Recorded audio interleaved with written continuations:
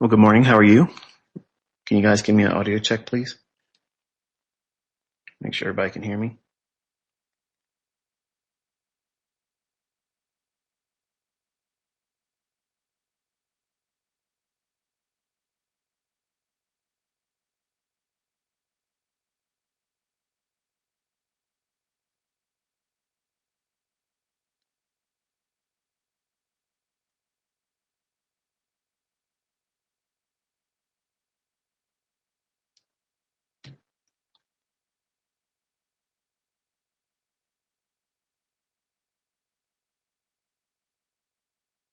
Is the volume okay? Because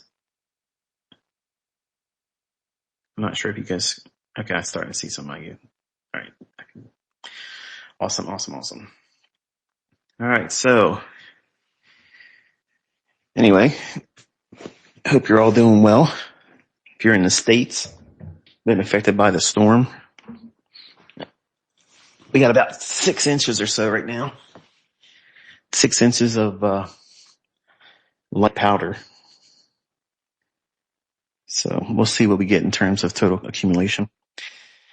Obviously, as the title suggested, nothing here is going to be trade related. So if you're like a purist, you're only interested in what I have to talk about in regards to the markets and whatever, it's probably going to be very boring for you. And I promise I'm not going to be here very long. My wife's in the other room and she asked how long I'm going to be. So we're probably going to catch a movie or something downstairs in the theater. So I just wanted to touch base with y'all. I will say this in regards to like the gold market and silver. I'm not sure what Twitter Space Kit and company were doing. I joined in. I was talking to somebody. I don't know who it was exactly. And forgive me. I don't mean to be somewhat of someone trying to just dismiss or whoever it was. I talk to a lot of people when I'm on those things, and I don't remember who exactly it was. But he's got the recordings. I'm sure you guys can go take a look at it. He's real good at finding out where things were said in the past. So I talked about how, and also during my mentorship when I was doing paid mentorship, which I'm not doing, by the way. I've been getting a lot of folks emailing me saying, I just spoke to you on Telegram and you didn't. I'm not going to talk to you in direct message. I'm not going to do that. So as soon as someone asks for money, you know that that's a scammer. I'm not going to ask for your money. So I talked about how silver and gold were going to be at these levels. Okay. And one of the primary reasons was that because of everything that they did during the COVID scamdemic, we're going to go there. All of that was a huge wealth transfer. And also, a lot of people have been given something. They're going to find out soon enough that they should have never done it. And that transfer of wealth was done in a broad brush approach across all markets.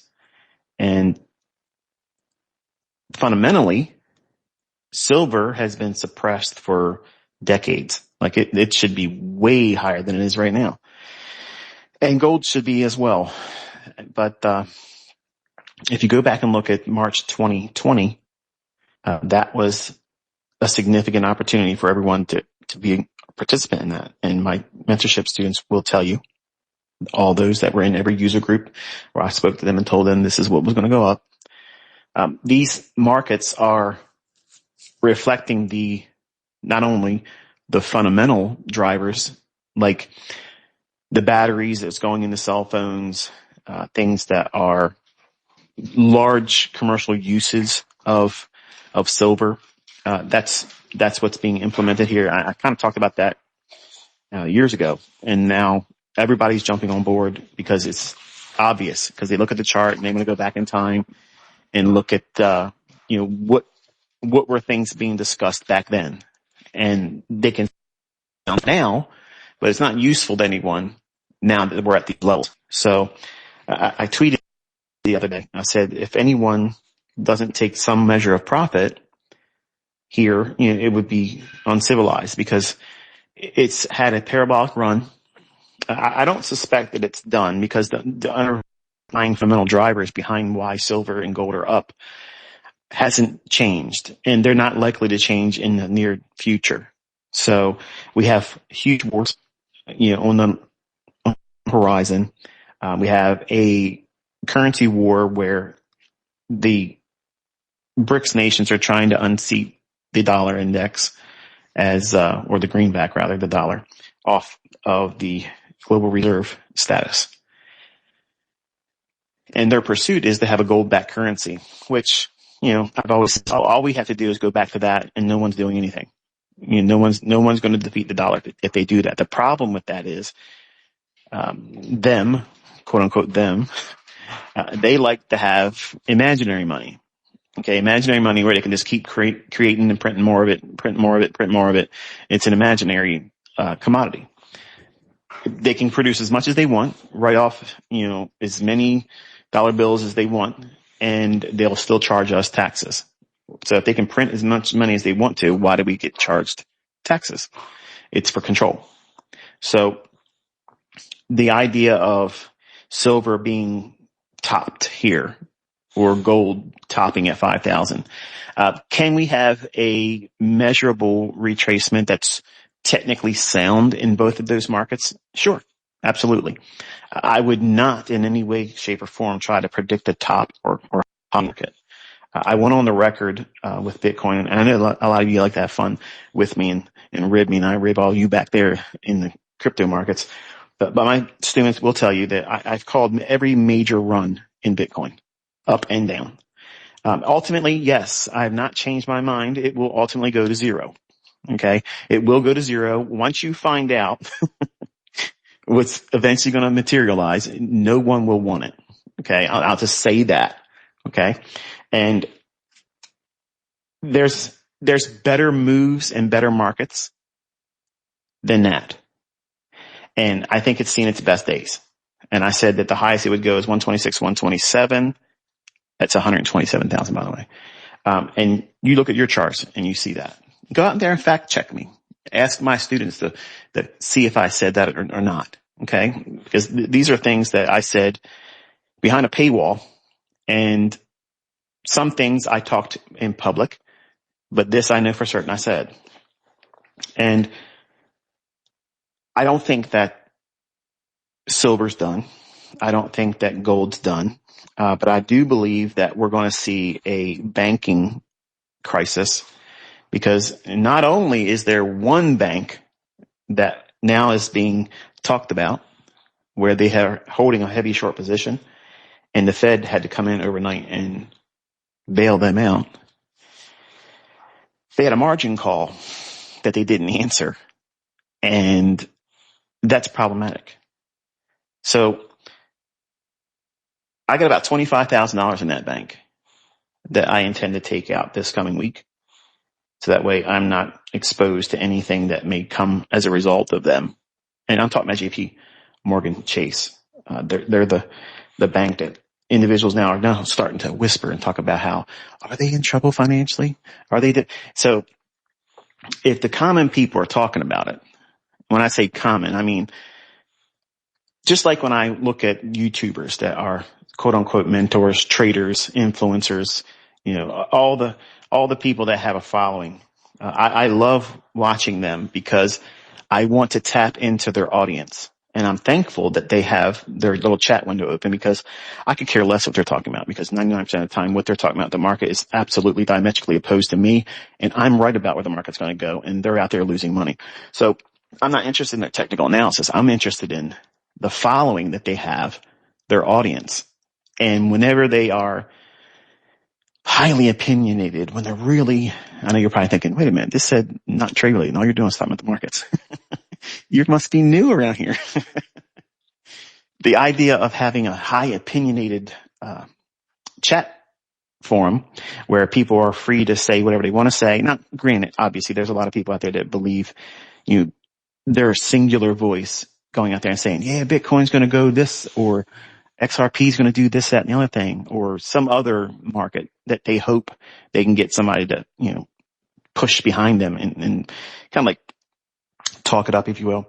I love seeing those types of things in trade related channels that live stream. I love that. I love seeing that because if I can time my idea about where the market's going to go higher or lower, and if it's diametrically opposed to those individuals collectively, not just one joker in a chat window, but I want to see if other people chime in and say, yeah, I'm looking for the same thing. And if it's like a change in the sentiment or the attention is shifted while the live streamer is doing whatever they're doing, if the conversation really starts to sway in, well, what do you think about that? And where would you buy? Where would you short it now?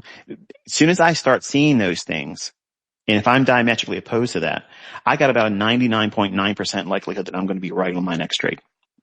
And that's just the facts. The point is I'm looking at the sentiment, the opinion of someone that if they knew how to trade, they wouldn't be in there watching another live streamer. They would just simply be trading. And I'm listening for this low IQ opinion. Now, I don't mean that to be condescending. I'm saying that this person clearly doesn't have the aptitude to know what to do as a trader, where the market's going to go next, because if they did, they wouldn't waste their time being in another person's live stream, hoping to get breadcrumbs from their table and even entertain their opinion about where they think the market's going to go. I'm there to see the moments when those individuals that know the least about the marketplace, when to time the market, when I'm able to time the market accurately and I have an opinion about where I think the market's going to go, if at that very moment it's diametrically opposed to the individuals that are watching someone else's live stream and they have their opinion and they're being, well, they have emojis in their posts or they're highly charged with emotions. Oh, it's going to go crazy. It's going to do this. It's going to do that. That right there is one of the strongest diametrically opposed sentiment confirmations that I could have in my own analysis. Now, I say that because I do the same thing with other YouTubers that are homesteaders. Okay. And what is that? People that have their own livestock, they have a farm, they teach people how to live basically in a self-sustained manner. And while I don't fully do that type of thing, I've always been fascinated with it. And I do have some self-sustained things at my own home, but like I don't raise livestock. I've contemplated doing chickens for my own fresh eggs, but I haven't done it yet. And I'm not a gardener. So I don't have a green thumb. Am I trying to cultivate, no pun intended, that skill set? I have over the last year or so. I've been looking at some of the property I have and how I might be able to use that. Considered maybe buying some property off of my own home's property and using it just for primarily, producing food.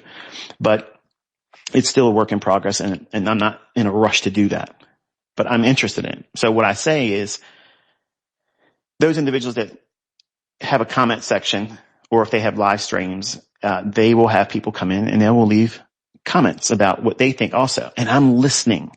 Okay. I'm listening to these individuals. And when they start talking about things I said years ago, what does that mean?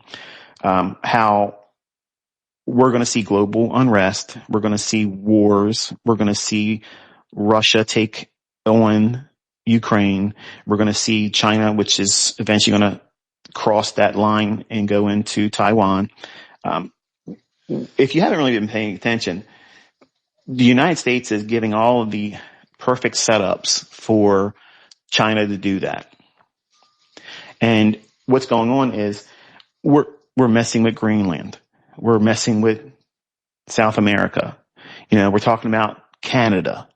We're doing all these things and we're diluting our focus and our resources in places around the world that will just give the perfect excuse why we couldn't do anything to help you, Taiwan. We couldn't do it. We had too many irons in the fire. And it is what it is. Okay. So, I do believe that's going to happen. Admittedly, I'm surprised it hasn't happened yet, but I believe it's going to happen. And we're just going to be unfortunately unable and preoccupied with so many things in the States going on and what we're trying to do everywhere else, that we won't do anything to defend Taiwan.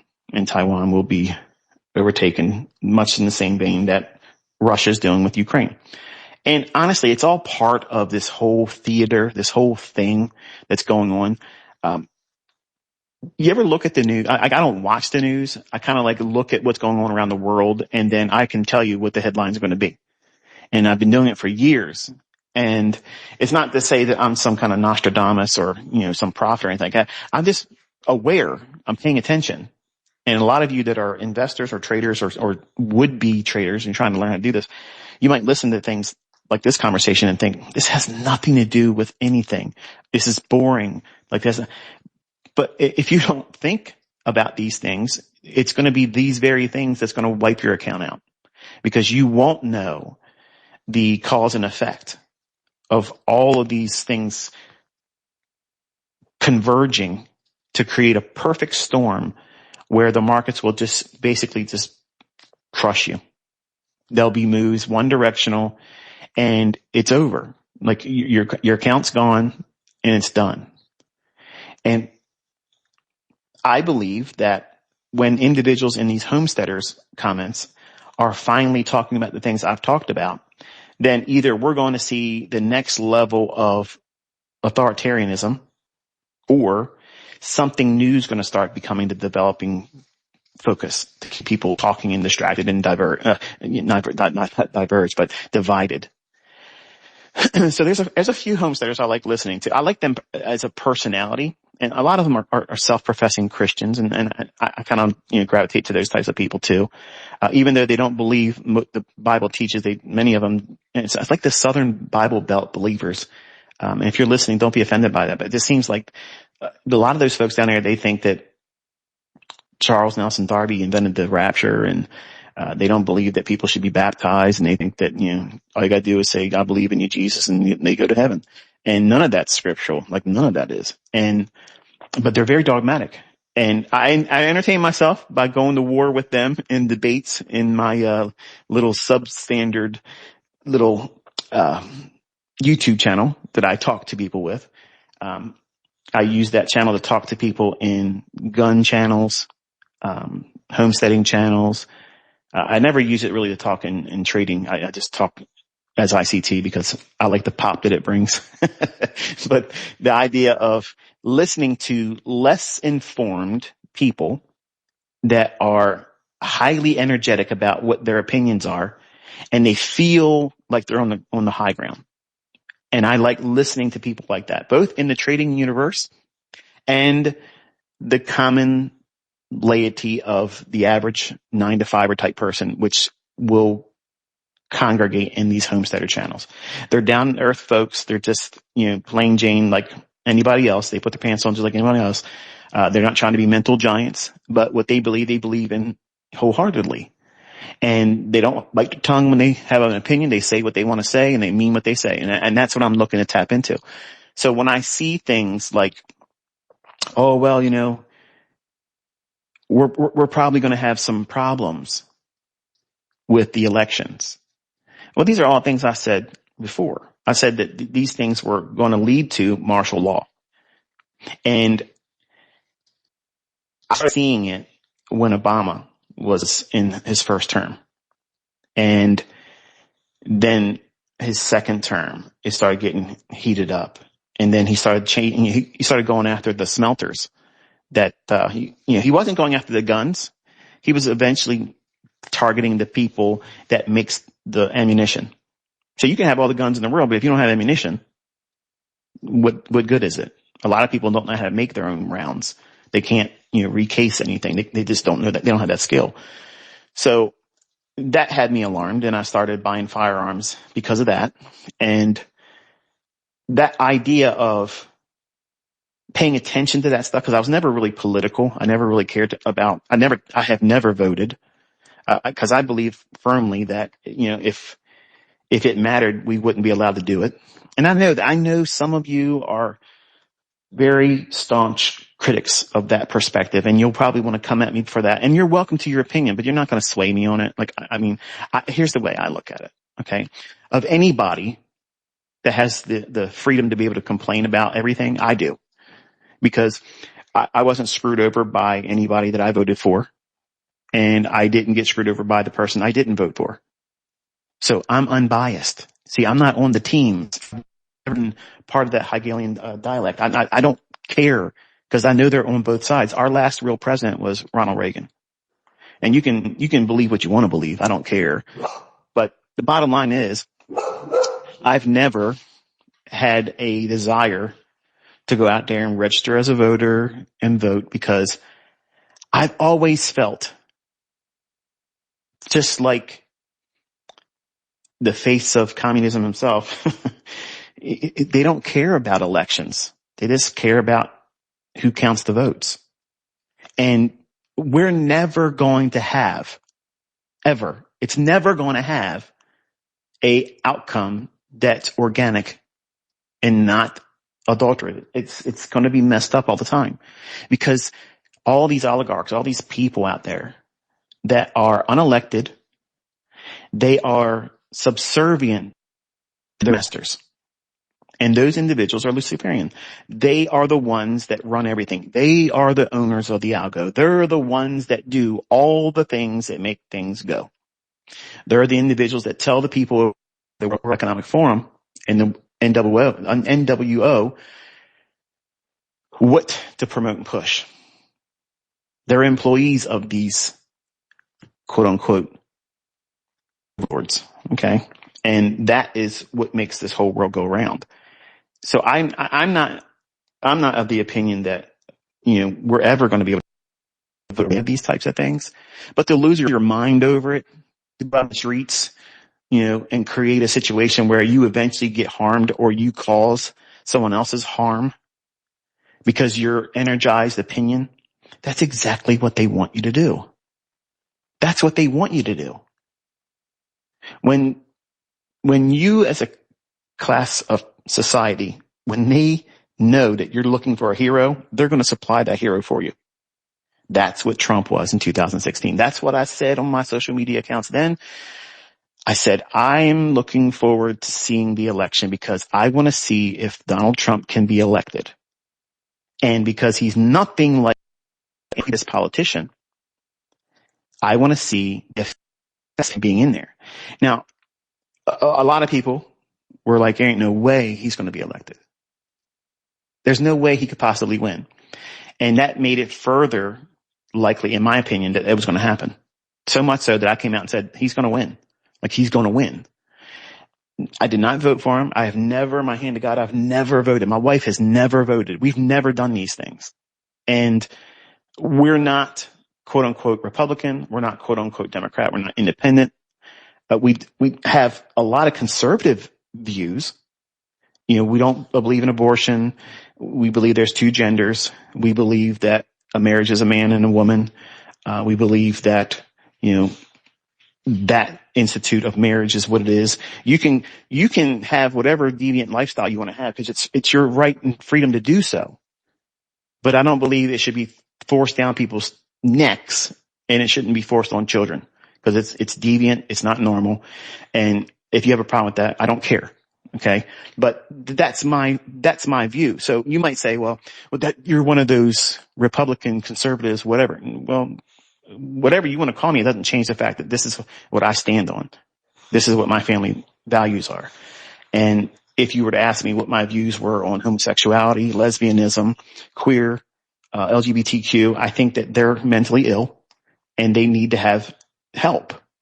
And that's my view on it.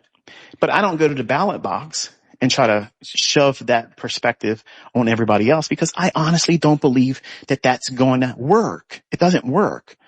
Those individuals that live that lifestyle, you can't really reach them. So I don't go out of my way to argue with them. I don't try to belittle them, but I get a lot of people asking all the time, what's my views on this? What's my views on that? If you know me, I've been very upfront about it.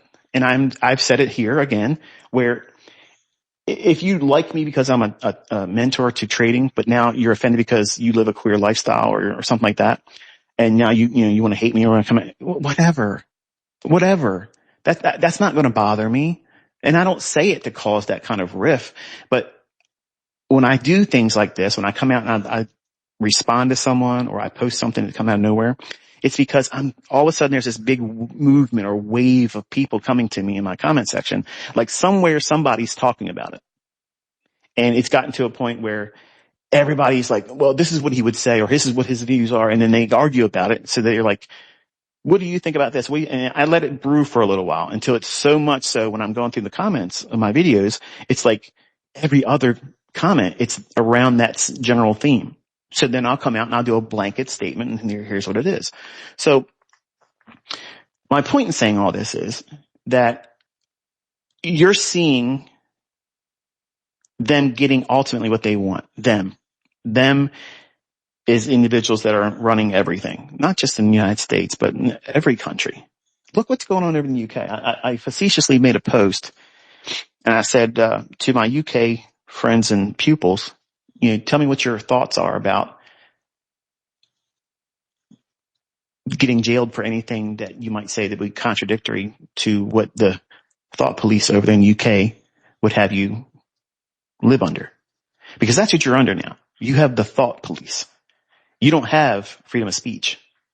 And I already seen the division in the comment section about that, where people will come for, oh, it's not like that because it's this, that, and the other thing. Man, some of you are so gullible. Some of you are so indoctrinated, institutionalized by these individuals that have shaped your mind. And you let your children go to these indoctrination centers that they call schools to get further along the program than you are. That's scary to me. That's frightening because you don't have independent thought and you don't have the freedom. You don't have, well, some of you don't have the safety to speak freely anymore. Do I think that people should be able to make threats against other people? Absolutely not. There's no reason to do those types of things. But I believe that we should have the right to be highly criticized, both giving and taking, but not have physical harm or threats like that brought to us. And our leadership shouldn't have those things either. We can look, like, for instance, like a Chuck Schumer. Okay. Every Democrat. I mean, I can't find one redeeming individual in the Democratic Party now at all. Now I'm 54 in August this year. And I can tell you, I was raised with an uncle who literally had a lot of inspiration in what I do as a man, what I do as, as a finance thinking individual. He's the first person to talk to me when I was in my early teens about becoming a trader. He's always been a Democrat until Trump. But I'll be honest with you, Trump's never changed teams. He's always been a Democrat. He just said he was Republican.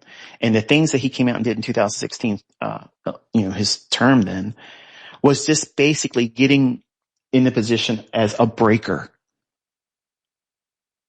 That's what he was. He was a breaker. He broke the status quo of what people thought about politics.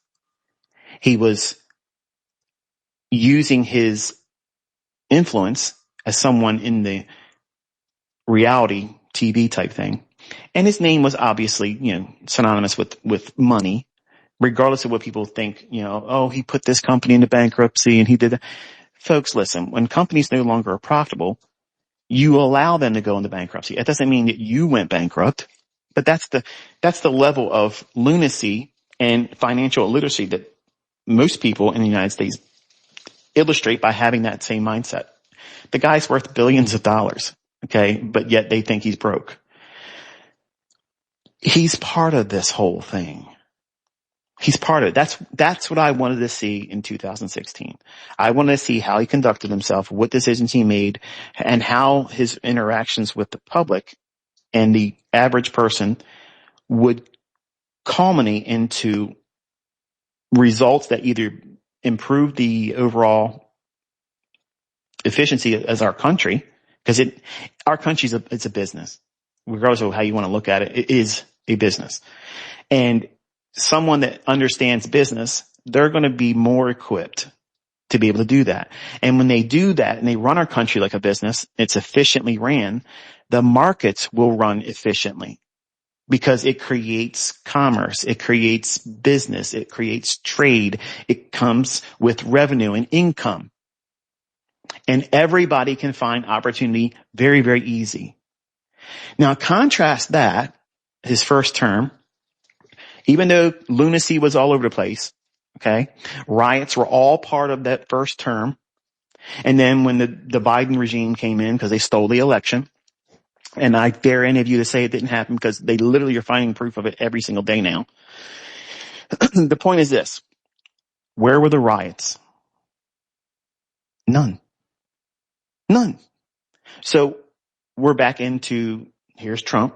Everybody's expecting 2016 Trump again, expecting the market to be crazy good again. What do we have? More lunacy, more nutsos, more division, more fighting in the streets, more we got to get out there and do something. You're not going to do anything but get yourself in trouble. That's what you're going to do. That's what you're going to do. Okay? The markets are no better with him being in office now. In fact, it's come to a screeching halt. Look at the dollar. Look at the indices. They're in this big block range. They're just grinding people down, grinding accounts, grinding people's patience. They know that your hopes and dreams were on him being in there, elect again. And then, okay, we're going to have our well-oiled engine, come to life again, and everything's going to be easy. It's going to be salad days again. And they're strangling everything. And the only thing that's moving is the metals. They're the only thing that's moving right now. Very, very fluid. One-sided, one-directional. And it's several things going on there. Number one, it's a precursor to another world war. It's a precursor to a banking crisis. It's a precursor to the common folk being fearful. When we as traders, we care about the ebb and flow of the marketplace. We have a finger on the pulse every single day, whether you're a day trader or not. If you're in the market and you have any skin in the race, you are trying to always get a fixation of what is the market doing today? What is it likely to do tomorrow? Where is it heading in general? Is it good? Is it bad? Are we in inflationary, deflationary? What are we looking at? Because we have a vested interest in the outcome. But because we're Main Street mentality, Front Street, the average person that doesn't have a 401k, they don't invest in stocks. They don't trade futures. They certainly don't have any cryptocurrency. When I'm watching these homesteaders channels and I watch these people come forward and they have these asinine, ass backwards opinions about what they think their markets are going to do. Like they were all saying that silver and gold were topped out. And that's when I came out and said, they're getting ready to really go up. And it's going to go up a lot. Because they think tops form when they go to high prices. But they don't understand the dynamic behind what's making gold and silver go up. There's a huge underlying engine underneath these markets that are going to propel them higher. Gold, when the BRICS nations said that they were going to have a gold-backed currency and all these nations started signing on to it, that is a formidable challenge for the dollar. And I've said this before. I said it when I was in my mentorship. I said, it's kind of easy really to topple the dollar. And it's to do what Putin and China's president have been working on. If you get a large body of countries to say, you know what, we don't like the U.S. when they, come after us because we don't want to do what they want us to do. All of a sudden, we have to have a regime change in our own country. What would happen Okay. What would happen if all of the BRICS nations came together and said, you know what? We don't like Donald Trump and we want to go into the United States and do a regime change. How would you feel about that? Because that's exactly what we do as a country. We go around like we're the police of everybody. And that's one of the things that I have felt uncomfortable about since George Bush Jr.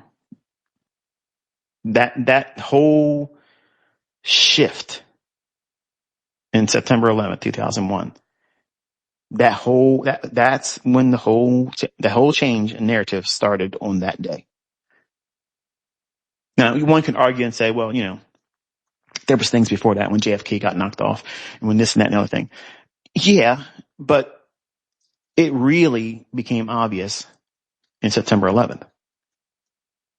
When those things that we watched take place, if you were alive then, you know exactly where you were that day.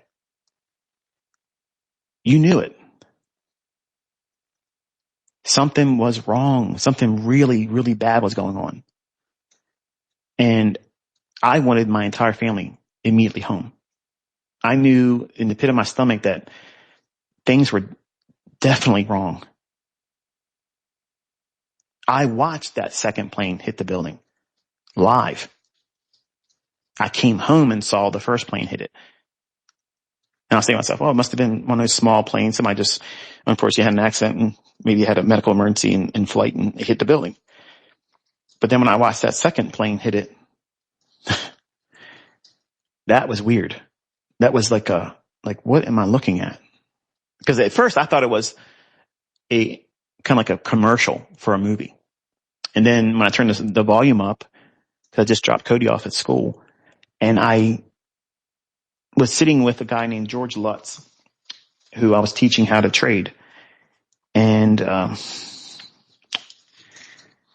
market didn't open up.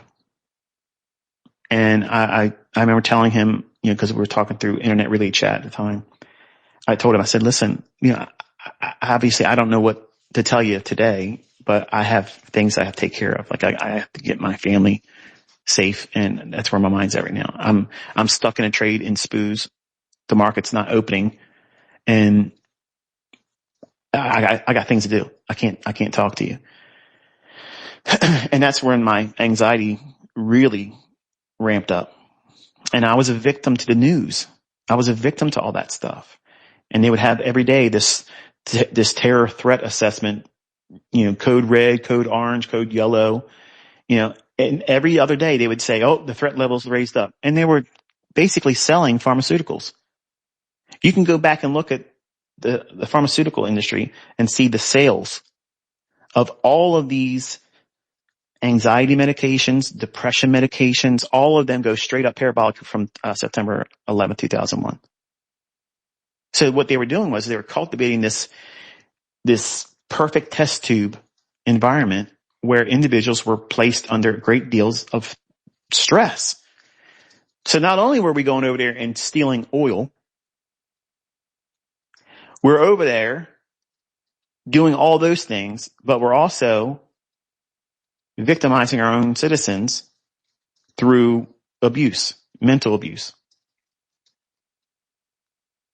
in the hopes that they will go to the very drugs that they're going to profit off of too, big pharma. So how's that any different with the COVID stuff? They made billions of dollars on something they just came up with like that. We need a cure for this. Okay. Bam, bam. Here we go. We got it right now. Not only one, but we have several companies that came out with a cure like that.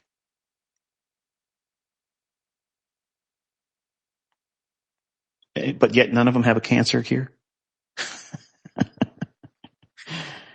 And there's so many things you can look at and say, you know what, let me take a step back. Okay. And let me just look at the facts about what these things suggest. Who makes the money? Where's the money coming from? What's the dynamic between that? Somebody has to pay. Well, what's the surest way to make somebody pay? You're going to die unless you pay. You're going to die unless you allow us to take some of your freedoms and liberties away. And now when you get on an airplane, you got to get molested. When's the last time we had a hijacked plane? But yet when you go there, you, your wife, your husband, your children, all getting felt up by strangers for what? They already walk you through a metal detector. Why are they feeling you all up? It's control. It's to take away your sense of identity and I am sovereign. I'm my own person. There's boundaries. You don't touch them. You don't go past this threshold. And they're conditioning people. They've been conditioning people for years to take less and less of a role of an opposition against some of the things and most of the things you're seeing today. And they do it gradually. That's what they've been doing for such a long time. Take things slowly. That way you don't resist it that way. Because if they would have come out and said, here's what's going to happen. We're going to put you in a very low population. Most of you aren't going to survive anymore. And you're going to be subservient. And you can't make money. You can't own property. And you will do whatever we say. And if you don't like it, we'll just euthanize you. Who's going to sign on board with that idea? Nobody. But go back through history and see how everything is marching to that tune. And when they tell you who they are and what they want to do, you should believe them. When they tell you you're not going to own private property and you're not going to have vehicles and you're all going to be inside of a smart city,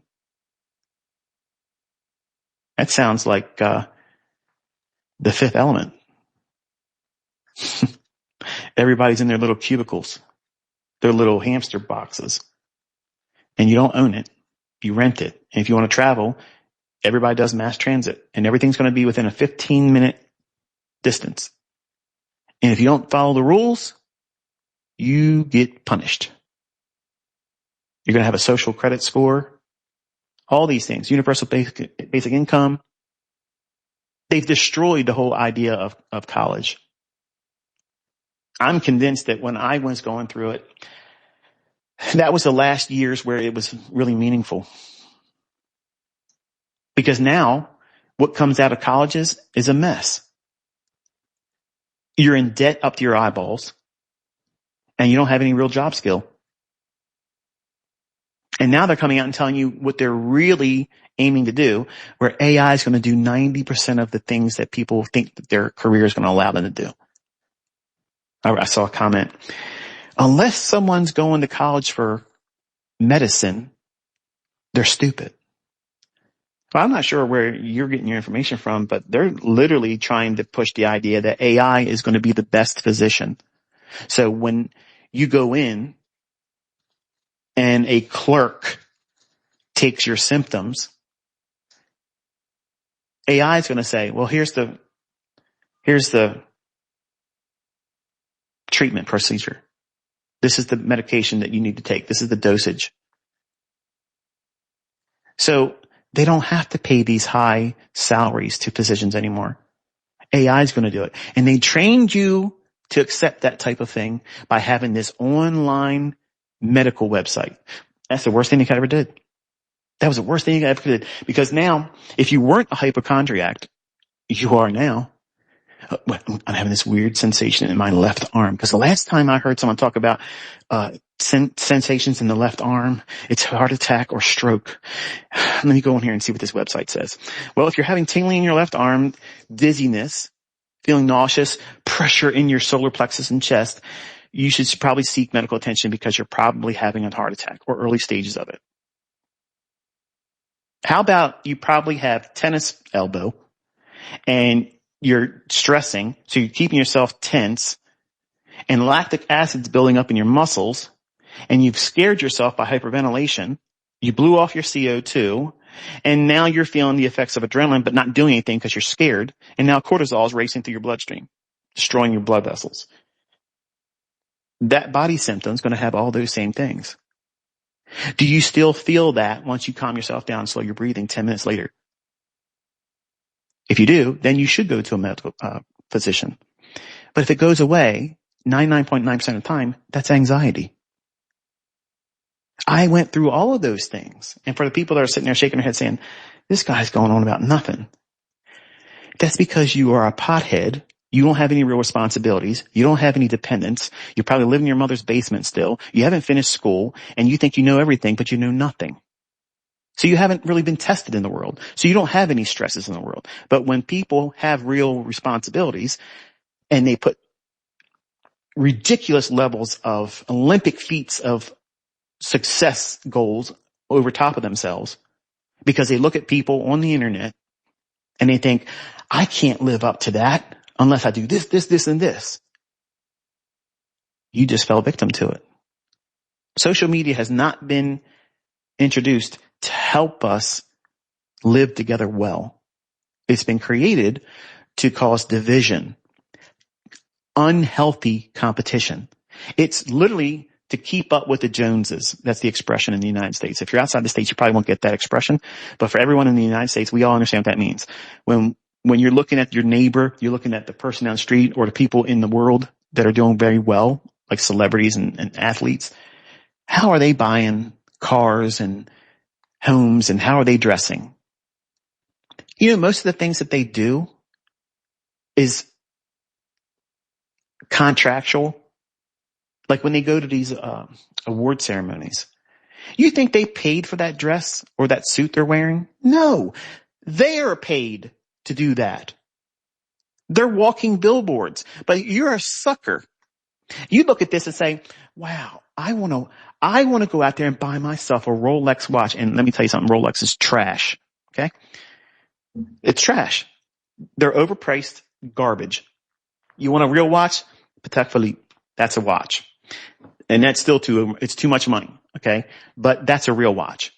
But you all look at these things and you think, I'm not successful unless I'm stupid enough to spend that kind of money on things like that. The cars that you see them in commercials, they don't own those vehicles. They don't do those things.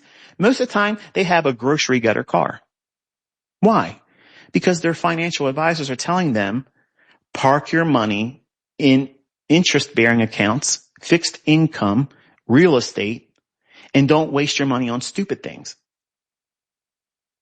That's the reality. That people with real money and are trying to continuously make good money and not waste money, this is what they do.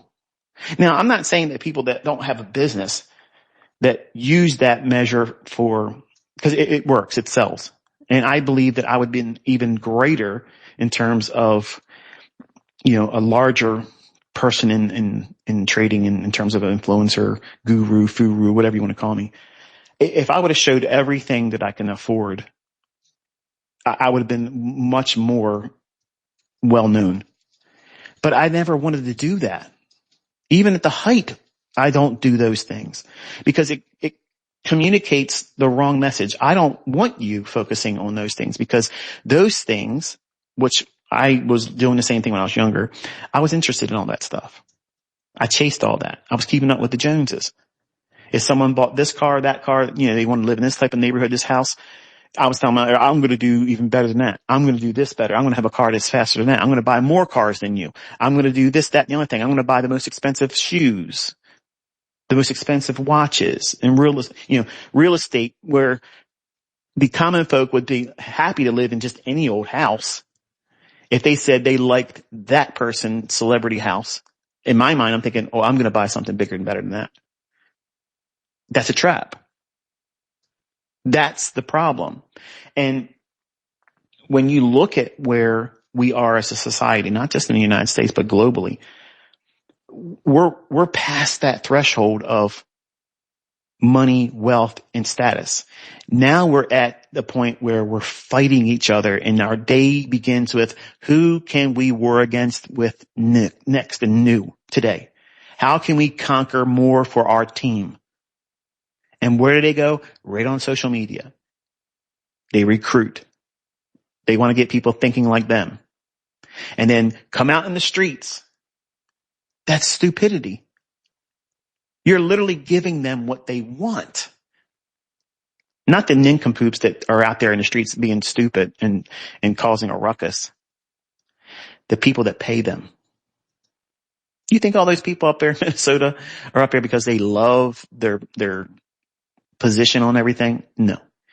They're financed to do that. And they're being paid a lot of money by billionaires because they want that destabilization. They want that because it's going to cause, in their mind, the dollar to tank, and that collapse on the dollar they'll profit from. They're doing all these things because it's financially motivated and it's control oriented. They want more power. These people are already rich, but they want complete and utter control of everything. They want a smaller population, so that way they don't have to worry about elections anymore. Easiest thing to do, cause enough trouble and suspend elections. They have a reality star over there in Ukraine doing that right now. It's been like that for a while. He's an illegitimate president. Just a couple years ago, he's prancing around with pleather pants on and high heel shoes as a goofball. And now he's supposed to be taken serious as the Ukrainian president. Like, we're in clown world, folks. Clown world. And Putin literally came out and said something, or I'm not sure if he said it, but it was a post I saw, this morning. He said the Western world, their problem isn't what they think it is. It's the fact that the people that are in power are drunk on power, and they want just that. And that's where the real problems are. And he nailed it on the head perfectly. That's the truth. That's the truth. And I don't see a way out of it for the United States. I don't. I don't see what we have is broken. It's broken. I have no faith in the elections. I have no faith in not one senator on either side of the aisle. Not one of them. All of them are tainted. All of them. All of them are. They're all on the take. They're all profiting from it, because if they didn't have something to gain from it, they wouldn't have supported a lot of things they've done, or they wouldn't sit back quietly and just not participate. They're just going along with it. And that, to me, is very problematic. And we are slowly being funneled into the same types of things that you're seeing in the UK. You can't speak your mind. Let me tell you something. Nobody should have the right, I don't care what country you came from, just because you have it hard there doesn't give you the right to come here on a free ride, paid to be put up in homes that you don't have to pay rent for. You don't have to pay for your own groceries. You don't have to pay for your cell phone. You don't have to pay for your own health care. And then you have the luxuries of bilking the taxpayer with fraudulent companies, milking them, which is my tax dollars and your tax dollars in the United States. And then when they get caught, they get tossed right back out on the street by an activist judge. You don't see there's something wrong there? Everybody's on the take, and they know that people are going to talk about it. I'm talking about it. But I'm not going to go out in the street and be stupid. I'm not going to invite you to go out there and go in the streets and do something stupid either. I'm telling you, don't do those things. Observe what they're doing. Understand what they're doing and the motivation behind it. It's because they want destabilization. They want the perfect excuse to come in as the rescuing hero, because eventually it's going to get so bad that you're all going to be begging for them to bring down the hammer and institute martial law. And they're going to be glad to do it. They're going to be like, well, you know what? We're going to give you what you asked for. We are going to protect you. But it's them creating the situation. They're standing there with a gas can full of gas and a lighter. They just started the fire. And behind them is the bucket of water. That's the solution. They already have the solution in mind.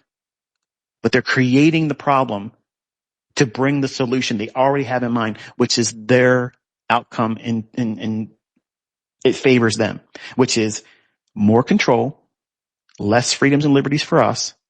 We have no First Amendment rights. Eventually it's going to be no Second Amendment rights. And when we start seeing that, the people that are going to be quiet and say nothing and just leave me alone, I'm going to live my life and be peaceful, those individuals are not going to feel that way anymore. And then we might have a 1776, mind shift. And then it becomes very dangerous. But here's the thoughts that I want you to have.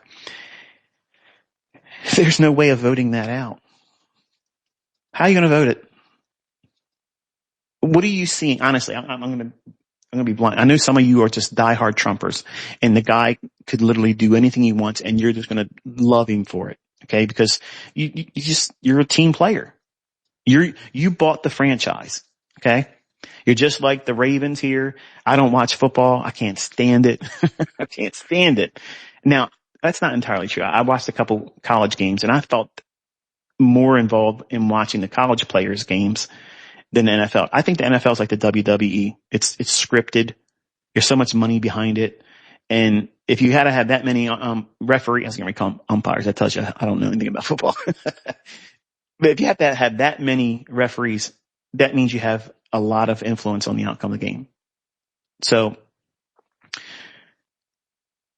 if we have corruption like in sports, well, that same thing would happen in elections because there's much more money in the outcome of elections. Lobbyists, people coming in, having greater influence on the outcome than we do with our vote. I'm not convinced that there's a solution to that because what do we have to choose from? Think about it.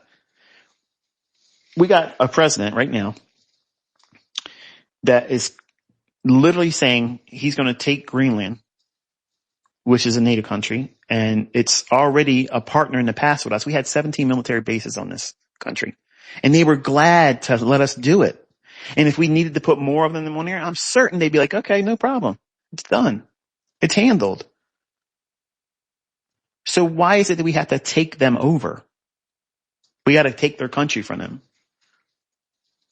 I don't feel comfortable with that. I think that's a problem. We're not entitled to that.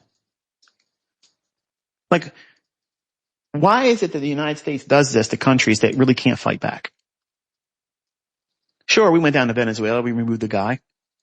But what were they going to do in response? Why don't we go over there? We had all these problems with Putin. We had all these problems with Xi Jinping. Okay. We have all these problems with, Rocket Man. What's his name? His name escapes me.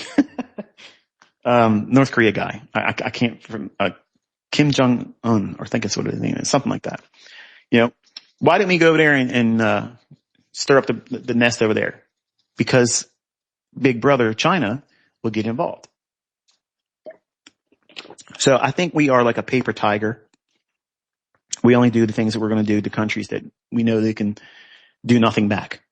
Okay. And you might be a veteran.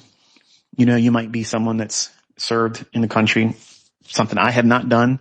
And I will be the first one to shake your hand and say, I thank you for the opportunity to be in a country that you risked your life for.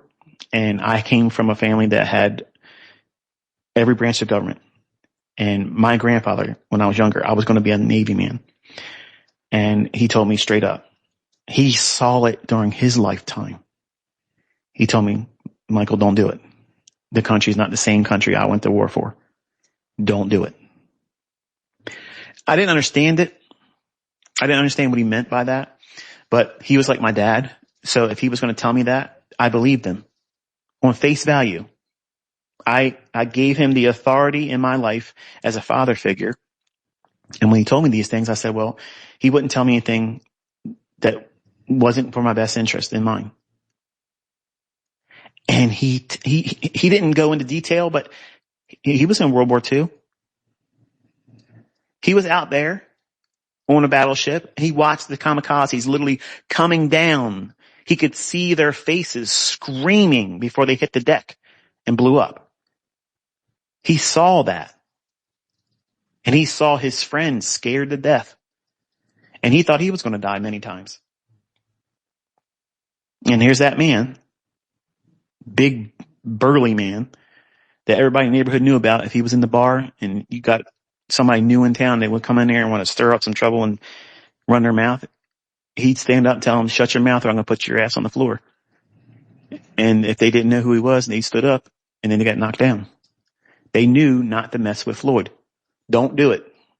So Here's that same man telling me as a young, impressionable, early teenager about ready to graduate from high school when I'm like, Pop, I'm going to join the Navy because I wanted that attaboy, I'm proud of you type thing. I wanted him to tell me I'm proud of you. And I thought this was the surest way of doing it because he's a Navy man, very proud Navy man. And to hear him talk about his other, fellow Navy people that brotherhood that isn't just limited to the Navy. My dad was a Marine, I had an uncle that was in the Army. To see them, how they look at other individuals in their branch, and they have respect. I mean, there's a lot of bull crap that goes on there. They josh the Marines all the time. The Marines josh everybody else. But honestly, anybody that serves, they have respect for anybody else in another branch of government. And to me, that's a brotherhood. Unless you're part of it, you just don't understand it. But I seen it in the way my family conducted themselves. And when my grandfather said, don't join the Navy, don't join any branch of military, the country's not the same, I just took it at face value. And then later on in life, he was gone. But when September 11th happened, I started seeing things. I started paying attention to what are we doing? What are we doing as a country? And there are problems that I don't think are easily fixed. I don't have the solution. I don't think anybody else has that solution either. I think we've crossed that line that you can't come back from. And it's just going to get perpetually worse as it goes along. And I know that probably doesn't sound good, because usually you like to hear me talk and get you all fired up. You're going to be able to conquer the world in trading, blah, blah, blah. Maybe you won't. Let's just say that you don't. If all of your hopes are placed on you making money, lots of it in trading, that's a little bit myopic in my opinion, because there's other things in this world besides money. There's a lot of things that people are just not aware of that brings much more happiness that you think money will give you, and it doesn't. I'm a rich man, and I can tell you, money doesn't make me happy. If I wanted to be happier, I could sell mentorships. I could over leverage accounts. I could be going there and bilking all these funded account companies under aliases. Okay. I could be doing all that stuff, having lots of fun doing that, but that doesn't make me happy. Living content, knowing that I don't have to do anything. Like, I don't have to do anything. Most of you have no idea what that feels like. It's very liberating. Hang on one second. I got to disturb my little girl here. She's snoring like a lumberjack here. Hey, little girl. I can't edit your snoring out. I'm live here. All the YouTubers are going to be upset because that's in there in the background. So I think that, let me make sure I'm getting close to the microphone here. I think that, we're in for a real ride here. And to hear things like Trump saying, maybe I'll do another third term. And you think he's joking around. And initially, I thought he was joking around too, like he's trolling. But then when he starts talking about things like, we don't need Congress anymore. Since when? Since when we don't need that? That's the way things are done. I don't like the people on both sides of the aisle. I don't. But our way of government and the three branches of our government are the way things are. And just like I don't think activist judges should be allowed to remain seated, they should be impeached, they should be removed, they should be held accountable. If someone's grossly guilty of something that's criminal, if they let that person out and they go and do something equal or worse, they should be held accountable for that. Not just the person that did the crime, but I think they should be held accountable for that. The idea of placing all of these opposition judges, that was started during Obama's tenure as the president. The illegitimate president, the Kenyan, because that's what he was. That's what he is. You know, the guy that's married to Michael, my Michelle. Yeah, how about that?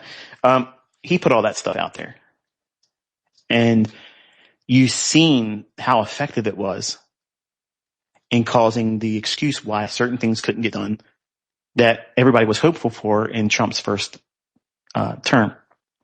And then when the beast that was and was not and shall be, I mean Trump, by the way, when this person was elected in 2016, he failed to get there in the office again in 2020.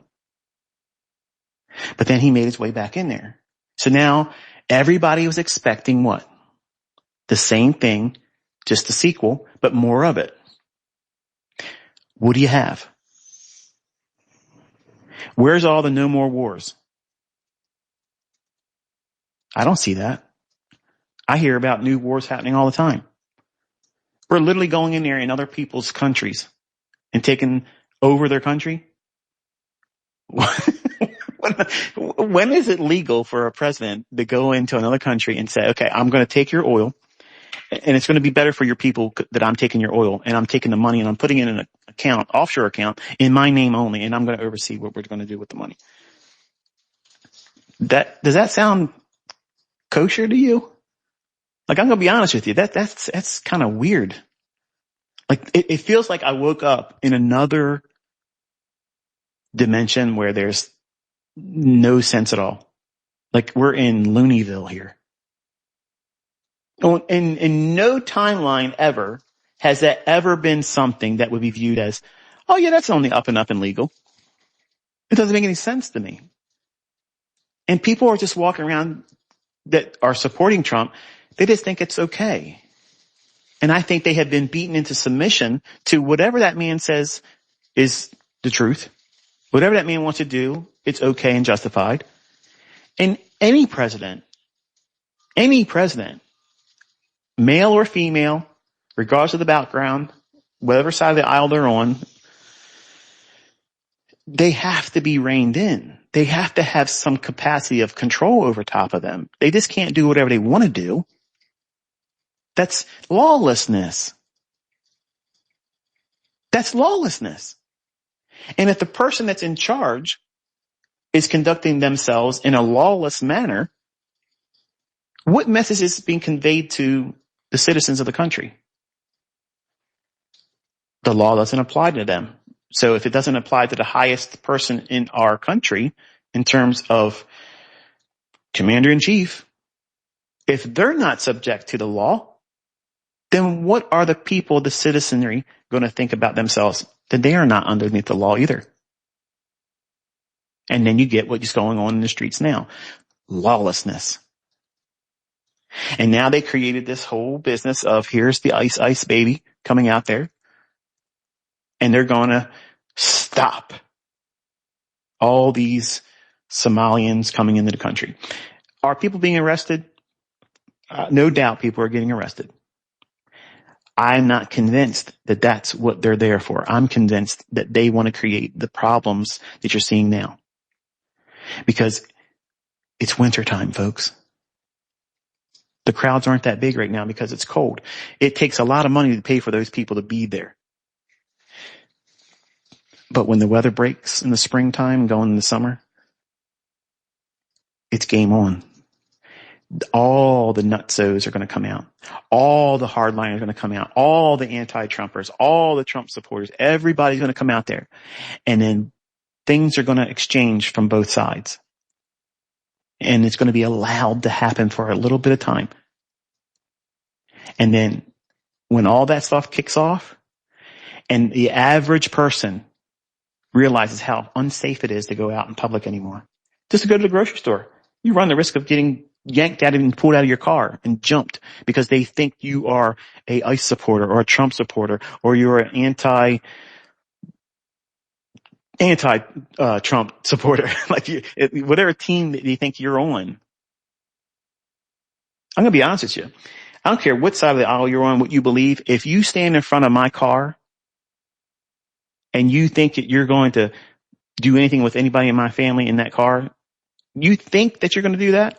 You are a speed bump to me. I want to see how fast I can go over top of you. I'm not worrying about the outcome. I'm going to run you over because I feel like you're endangering my life. You're endangering my family's life. And I don't care what anybody else says about that. When people do that, you're acting like a barricade. That's threatening.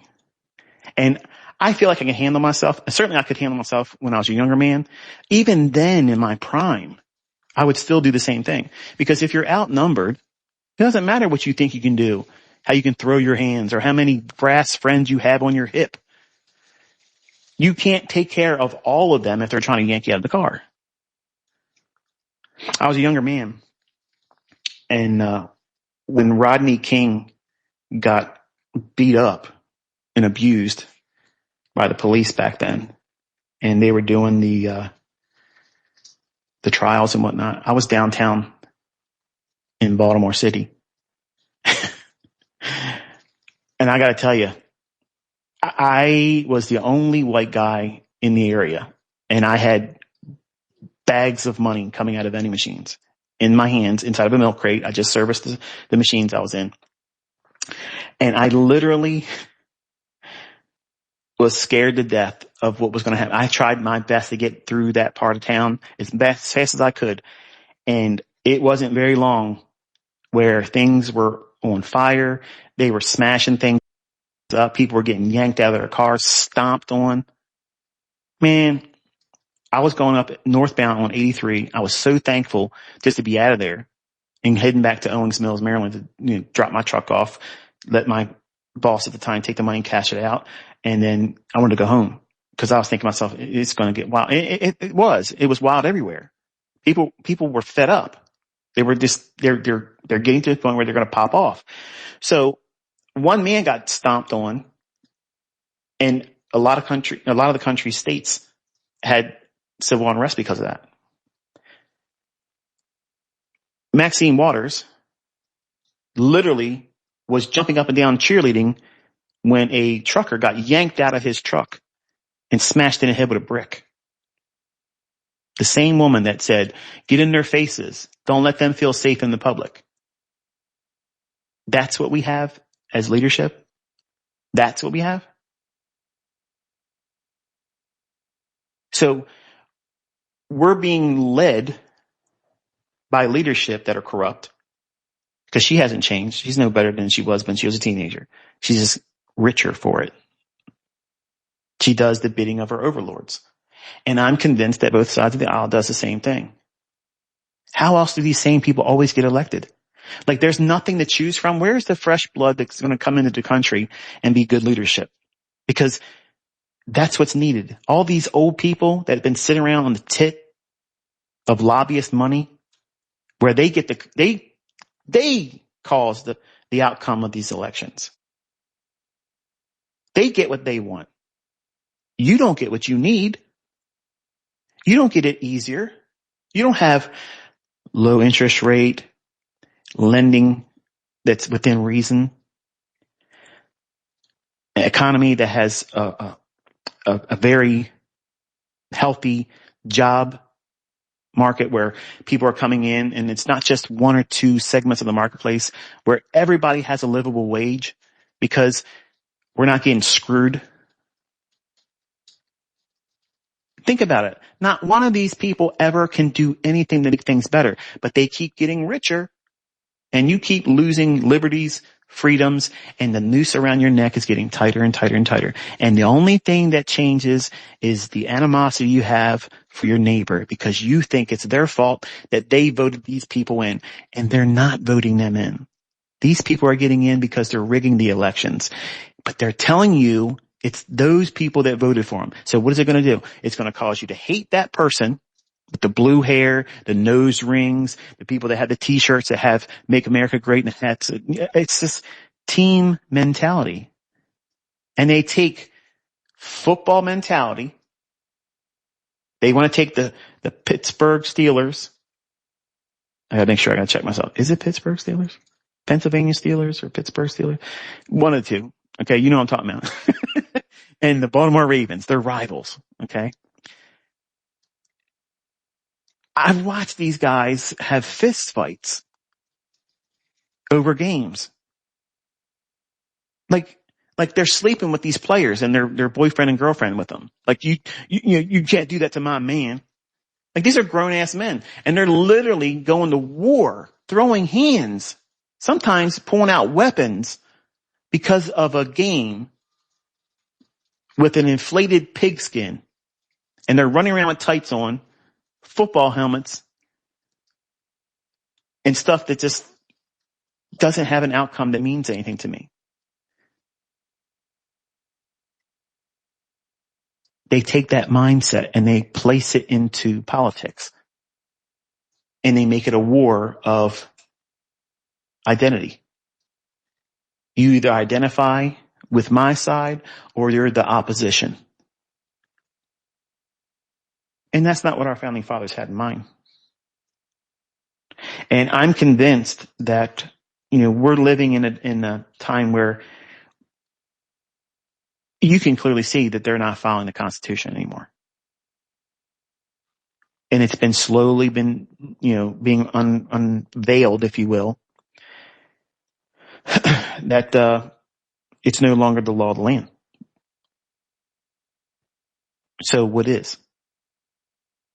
Executive orders? Because that's not law. And when you have somebody that's supposed to be the commander in chief coming out there saying, we don't need Congress anymore. We can buy your country or we're going to take it. You have a choice. That's a mafia shakedown. That's what that is. And that doesn't sit right with me, man. And I'm being honest with you because I know some of you think, well, it doesn't matter because you don't vote. Or we don't like you because we don't like you. Okay. I get it. All of you have an opinion and your opinions are valid because that's what you believe. And that's what makes our country great because we can share our opinions even if they're differing, but it doesn't change the fact that you're entitled to it. I'm entitled to mine. Yours are entitled to be yours. And it doesn't matter. I don't need you to subscribe to the way I see things. I'm certainly not going to subscribe to what I see majority of people do. I'm a contrarian at heart. I want to know what everybody else is doing because I'm the first one in line going the other direction. That's what I'm looking to do all the time.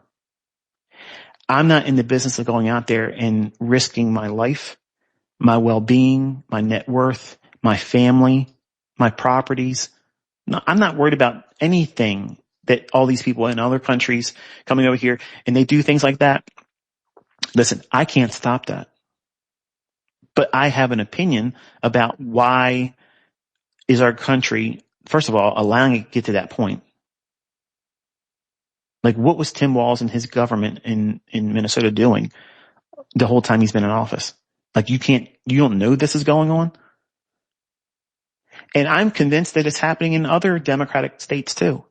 Maybe even in all the states. Maybe Republicans are on the take too. Maybe we'll find out later on they're on the same thing. Or maybe they're doing something equally corrupt, but just not doing it through that medium of home health care fraud. Maybe they're doing something else. But we'll never pay this debt back.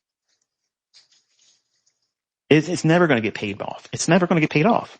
So when a country's on its last leg, what do they always do? They rob the treasury. They take all the money. And that's what you're seeing. You're seeing them go for the jugular and just take everything they can before it dies. And they don't care that it's visible now. They don't care because it's so far gone that you're not going to change it by voting. There's nobody in either side of the aisle that's going to stand up and do the right thing. And even if there was someone that came in, there's too many of them in positions that are going to oppose them. And that's alarming. And that's the reason why I don't vote. That's the reason why I don't worry about these types of things. I live in my own lane. Sure, I have an opinion. Sure, I'm probably going to make a lot of you angry or disenfranchise you as students because I said what I said here today. If you allow my opinion, my personal opinion, that has no bearing on me as an educator in trading to sway your continued interest in what it is I teach. You're a casualty to the very thing I'm talking about. You became emotionally sensitive on matters that have nothing to do with you learning from me about the market. And I don't really need you to learn from me. I mean, I'm reminding you that you are in a position of choice. You have a real choice here. But when you go to the ballot box, you don't have a choice. You have the illusion of choice. You think that you have the choice of voting for one person over the other based on your opinion about how they promise to lead.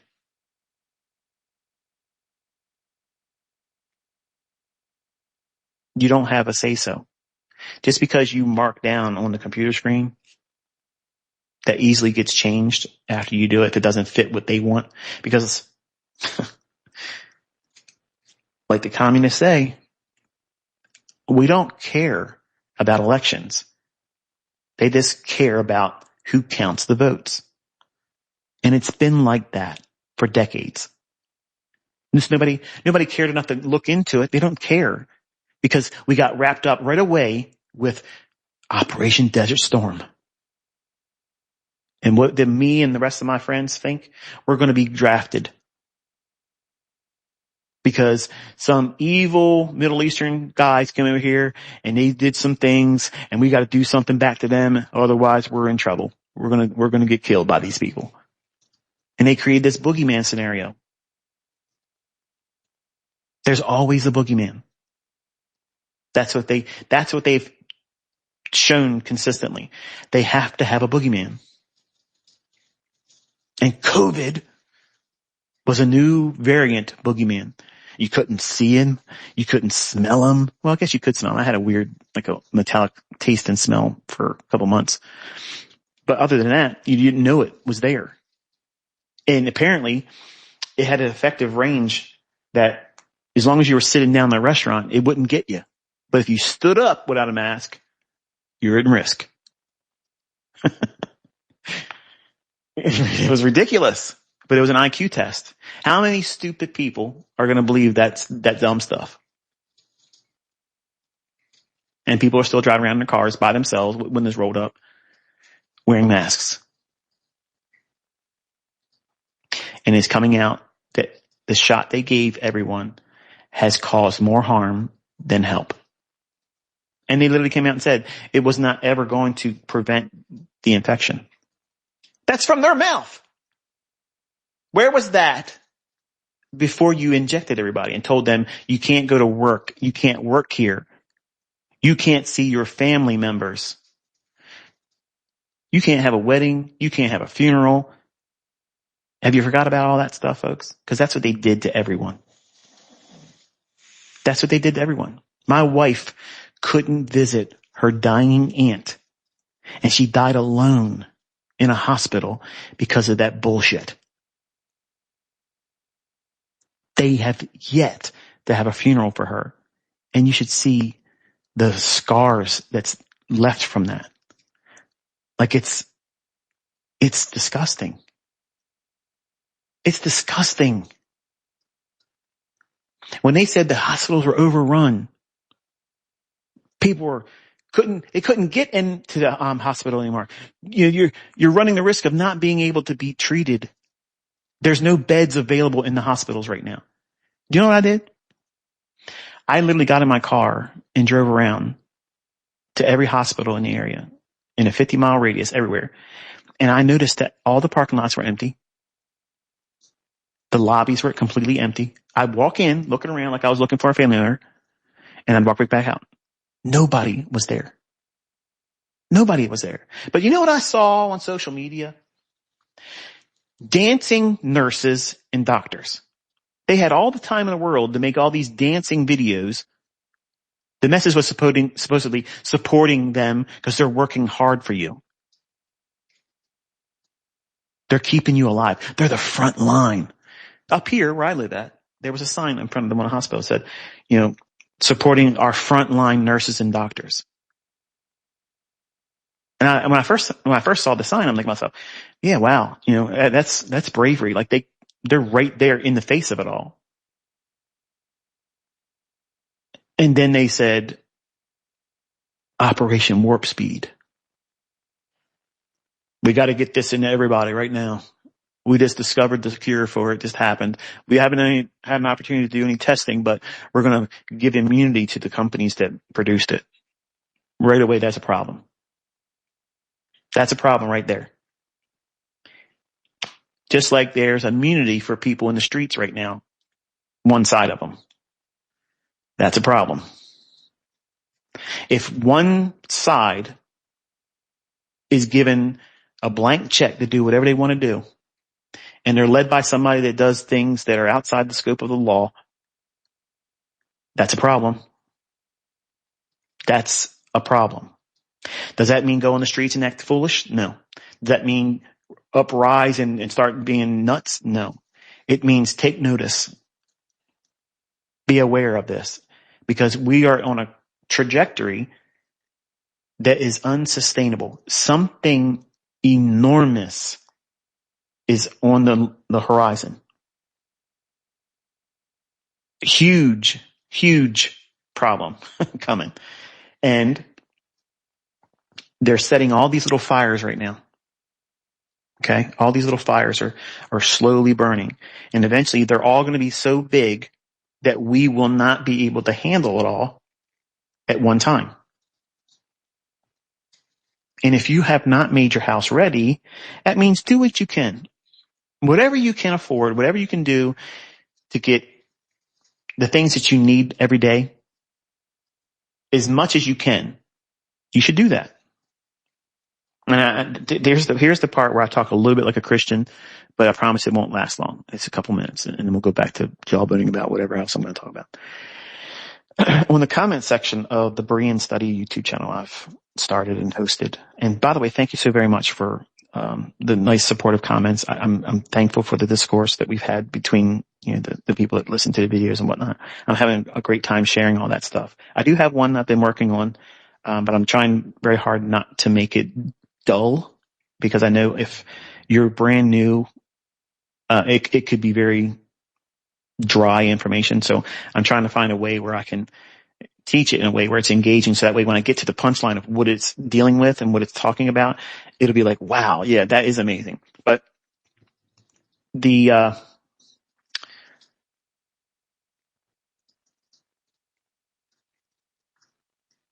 comments are coming to me like this.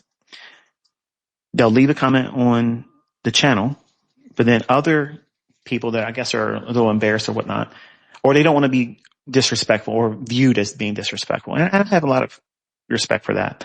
They'll ask me an email. They'll say, please read this email. It's important. It's urgent, urgent, urgent. So of course, naturally my eye's going to jump to that and say, okay, what's this all about? And, please don't abuse that, because I'll block you. I'll never read your email if it has something to do with nothing. But, usually it's along lines like that. And they'll say, when you say get your house in order and you say prepare and you stock your house up with food and all that stuff, doesn't that kind of like contradict your view of the rapture or the end times and Jesus is going to come back and take his church home? No, it's not a contradictory view. It doesn't have any opposition to that, because that event, no man knows the day or hour. I don't know how much of the world going upside down we endure of that and still not be the tribulation. Like that, like we don't know that. I don't know that. So this is how way I live my life. I prepare my homes to have everything that I would need if I was wherever I was at. They have vehicles there. I have resources there. I have cash. I have non-perishable food. I have weapons. I have medicines. I have clothing, and I have lots of extra things in case someone from my family or friends need to bed down with me. So that way it's not just me that I'm taking care of, but I have enough to take care of friends and family. So I'm trying to be a good steward with what the Lord has given me. And because I don't know the day or the hour, I'm not living in fear. What I'm doing is I'm preparing so that way, number one, I'm making the cost of things way cheaper because I bought things in bulk in advance. And when I do buy, I buy in bulk all the time. So I'm not going out there and paying premium prices on individual things. I buy things I eat. I buy things that my family eat. I don't buy junk food. I don't buy chips and, ice cream and candy bars and things like that. I do get simple sweets because I have young family members like nieces and nephews. If they end up in my home, a kid that's bored or cranky or whatever, give them one little piece of candy. It changes the whole demeanor. So I have things like that, but, I don't think that having your house prepared is limited to just what you can have in there in terms of food, water, medicine, and, resources. But it's also get your house ready with the Lord. That way you don't live in fear. I don't live in fear. I'm not worried about the things that's going on around the world and think, oh my goodness, when I was 20 years old or so, yeah, that's how it was. I was fearful all the time. I was a weak man then. Very, very weak. I was very, very much influenced by what the television was telling me through news. And I could have anxiety attacks all the time just by the opening headline. So, one of the best things I ever did was stop watching television. Now I have 9 televisions in my home. That's not counting the screens that's in my office for trading. Just 9 televisions. Okay. And the only thing they ever play, if they play anything, is old TV shows where it was before all the woke bullshit. It was back when movies were good and actors were good. Actresses were good. The plots were original. They were not sequels all the time or remakes of stuff that's already been done dozens and dozens of times. Or it's just documentaries. I like documentaries. So I'll watch things like that, but I'm not literally watching screens much at all anymore, but I have them in my home. But when I stopped watching television, the byproduct of that was I stopped watching the news. And I noticed that my anxiety levels went way, way, way down because I wasn't worrying about things I had no control over. So what do you have control over? You have control over what you buy and accumulate in your own home and what you place in front of your eyes. And the word says, don't put anything that's wicked in front of your eyes. That is not only things that are profane like pornography, unsavory things, but it's also watching people like that. There's a lot of people I used to watch I won't watch anymore because they're just filth. Like it's just filth and it's disgusting. And the only thing they're doing is constantly talking about someone else. Many times it's me. But when they get really, really vulgar, I can't watch that. Like I can't watch it. And if they talk in a way that, now don't get me wrong. I am capable of saying a cuss word. Okay. I know it's hard for you to believe, but I'm capable of saying it once in a while. Okay. And I have to repent for that, but I'm not out here saying vulgar things for the sake of being vulgar. It's not something I want to place myself in the audience of. So when I started removing myself from those types of things, I noticed that it had a huge impact on a positive way where I don't have the anxiety. I don't have the uncomfortable uneasiness, and it allowed me to think about things on a more wholesome level. And when you're balanced and your life is like that, illness is rare. I guess your body allows it allows you to rest. You sleep better. You just, I don't know, I guess all around your life just gets better because you're not constantly trying to figure out what the next thing's going to be, and you can't control it. So that's why I'm glad I never got involved in the voting, because when I was younger, I was very, very opinionated, and I had to have my way. Okay. They named streets after me one way. And if you weren't doing things the way I wanted it, I had nothing to do with you. And if I were to vote, like, let me put it this way. If I would have voted in 2020, say I was a Trump supporter and I was voting Republican and I participated in it, I would have been, as a younger 20-year-old, 30-year-old Michael, I would have been nuts, raging constantly online, raging about it. And I'm thankful that God took that interest away from me early on when I had lots of people in my family trying to influence me into being a voter. My Uncle Stan, who, sowed the first seed in trading, in my mind, 13, 14 years old, he was a Democrat. And growing up, watching Michael J. Fox on a sitcom and thinking he was the coolest thing around. In that show, I'm a Democrat. So I think to myself, well, when I get older, I'm going to be a Democrat. So what was I doing? I was falling in line with the computer programming that they do. And that's what movies are doing today. They're sowing this woke mentality, this victimhood mentality. And if you have an opposing view, somehow you're racist, somehow you're a bigot, somehow you're just, you need to be exterminated. And to me, they can kiss my ass. I don't care about your woke bullshit. I don't care about your opinion. There's two genders. And if you have a problem with that, that's your fucking problem. That's your problem. It has nothing to do with me. But no one's convincing me when everything started, it wasn't Adam and Steve. Okay. It was Adam and Eve. Okay. I don't care how you slice it. Okay. Your great parents was a man and a woman. And you should be thankful that that's how it was. Because that's the only way your relatives, no matter how far you want to go back, whether you're black, white, yellow, Asian, brown, whatever you are, okay, we're all coming from the same two people, okay? That one man and that one woman. That's how it started. And there ain't nobody better than anybody else because of their race. That's the way it was.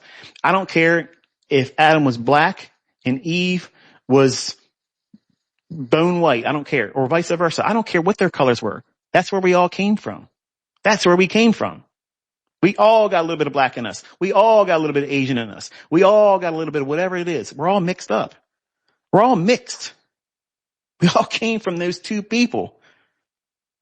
But you get tied up in this tribal mentality, black and white, Muslim, Christian, Republican, Democrat, woke, not woke. I'm not going to put myself in that horseshit. I'm not going to do it. But I'm not going to make up some nonsense to try to fit in either. I'm going to say what I believe is factual, it's truthful, and it's not meant to be argumentative. But I'm also going to defend my position and say, I'm not going to think like someone that has mental illness. And I'm not going to champion people that have mental illness. I'm not going to lift them up and say that they're worth following and look their pillars of the community because they have a mental illness. Because that's what we're doing today. And that's how we got ourselves in this situation. So when you look around, I know I'm getting cussed out right now. I'm unsubscribing this asshole, blah, blah, blah. Whatever, man. Okay. I'm not here for that. I'm being real. We're having conversation. If we were out going about town and, you were friends with me and we're sitting here having a drink or whatnot. I don't drink alcohol, but we were having a drink and we just got on a conversation and I was your friend, you're my friend. I would feel comfortable talking like this way with you, knowing that you see me as your friend and my friend can have a differing opinion about something and it doesn't change that friendship. It just means that, hey, they see it differently than I do. But because they're my friend and I love them, I can tolerate their indifference to what I believe in. Because it isn't going to change how I live, and I'm not going to change how they live. I'm a practical person. I know what I believe in, and I understand people are going to have different views. If you want to go and sleep with the same sex and have a lifestyle like that, I know enough that I'm not going to change that. I'm not going to have any influence over that. But I don't like the idea that when I grew up, we would go to comedy clubs, okay? And when the comedians would talk about gay, lesbian, queer, blacks, white, everybody in the audience was a part of these categories of people. White, black, gay, queer, bisexual, whatever it is, okay? We were all in the audience. And no matter what that comedian would say, we would all be laughing our asses off. laughing our asses off. Everybody had a sense of humor. Nobody took it personal. We all understood that, hey, you might sleep with somebody different. Okay. And you may choose to live your life a certain kind of way. But you know what? Heterosexualism wasn't shoved down your throat every day. Gays didn't shove it down our throats every day. They weren't trying to go into schools and convince little children that this is a normal thing. No matter what you are, heterosexual or queer, lesbian, gay, whatever, children shouldn't even be exposed to that at all. Why would you bring someone that young into a conversation about something that's like an adult conversation, sexuality? That's perverse. There's something inherently wrong about that. And in Generation X is what I'm part of. We were the last give a fuck generation. We cared about each other. We could get along with everybody. Okay. Comedians could talk about blacks and the blacks would love it and laugh about it. And they would talk about whites and we would laugh and we'd all love it. Okay. Gays and lesbians would get cracked on all the time and they would be pissing themselves in the comedy clubs right next to us. And we would not walk out of the club afraid that they were going to bust us up outside the head or stab us because we laughed at a joke. Everybody nowadays is so full of shit. They have a problem. They have an inherent problem that's a you problem, not a me problem, not an us problem. It's a you fucking problem. There's something wrong with you in the way you think because your head's too far up your own ass. You have no sense of humor. You take everything literal. You take everything as an attack and you have no other way of except this is going to be my way. And if you're opposed to that, F you. Something needs to be done to you because you don't look at it my way. And that's what's wrong with today's world, man. Like the level of entitlement, like we didn't expect anything for free. We worked our asses off for everything we got. We worked our asses off. But you today, if you got to wait 5 fucking minutes to get anything given to you, you waited too long. It's 2 weeks fucking late. You should have already given this to me for free. You're an asshole because you made me wait. Man, that would have never flown in my generation. We don't think that way. We didn't think that way, man. It was alien to have that mindset. But that's what you see all around the world today right now. Everywhere. You owe it to me. The fuck I do. I don't owe you shit.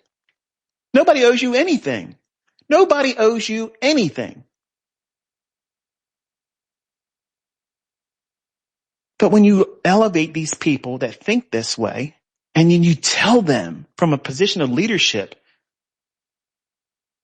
that you're right to think this way, and get out there in the streets and protest and defend that position, what are you doing? You're weaponizing someone that is literally a loose cannon. They don't see it that way.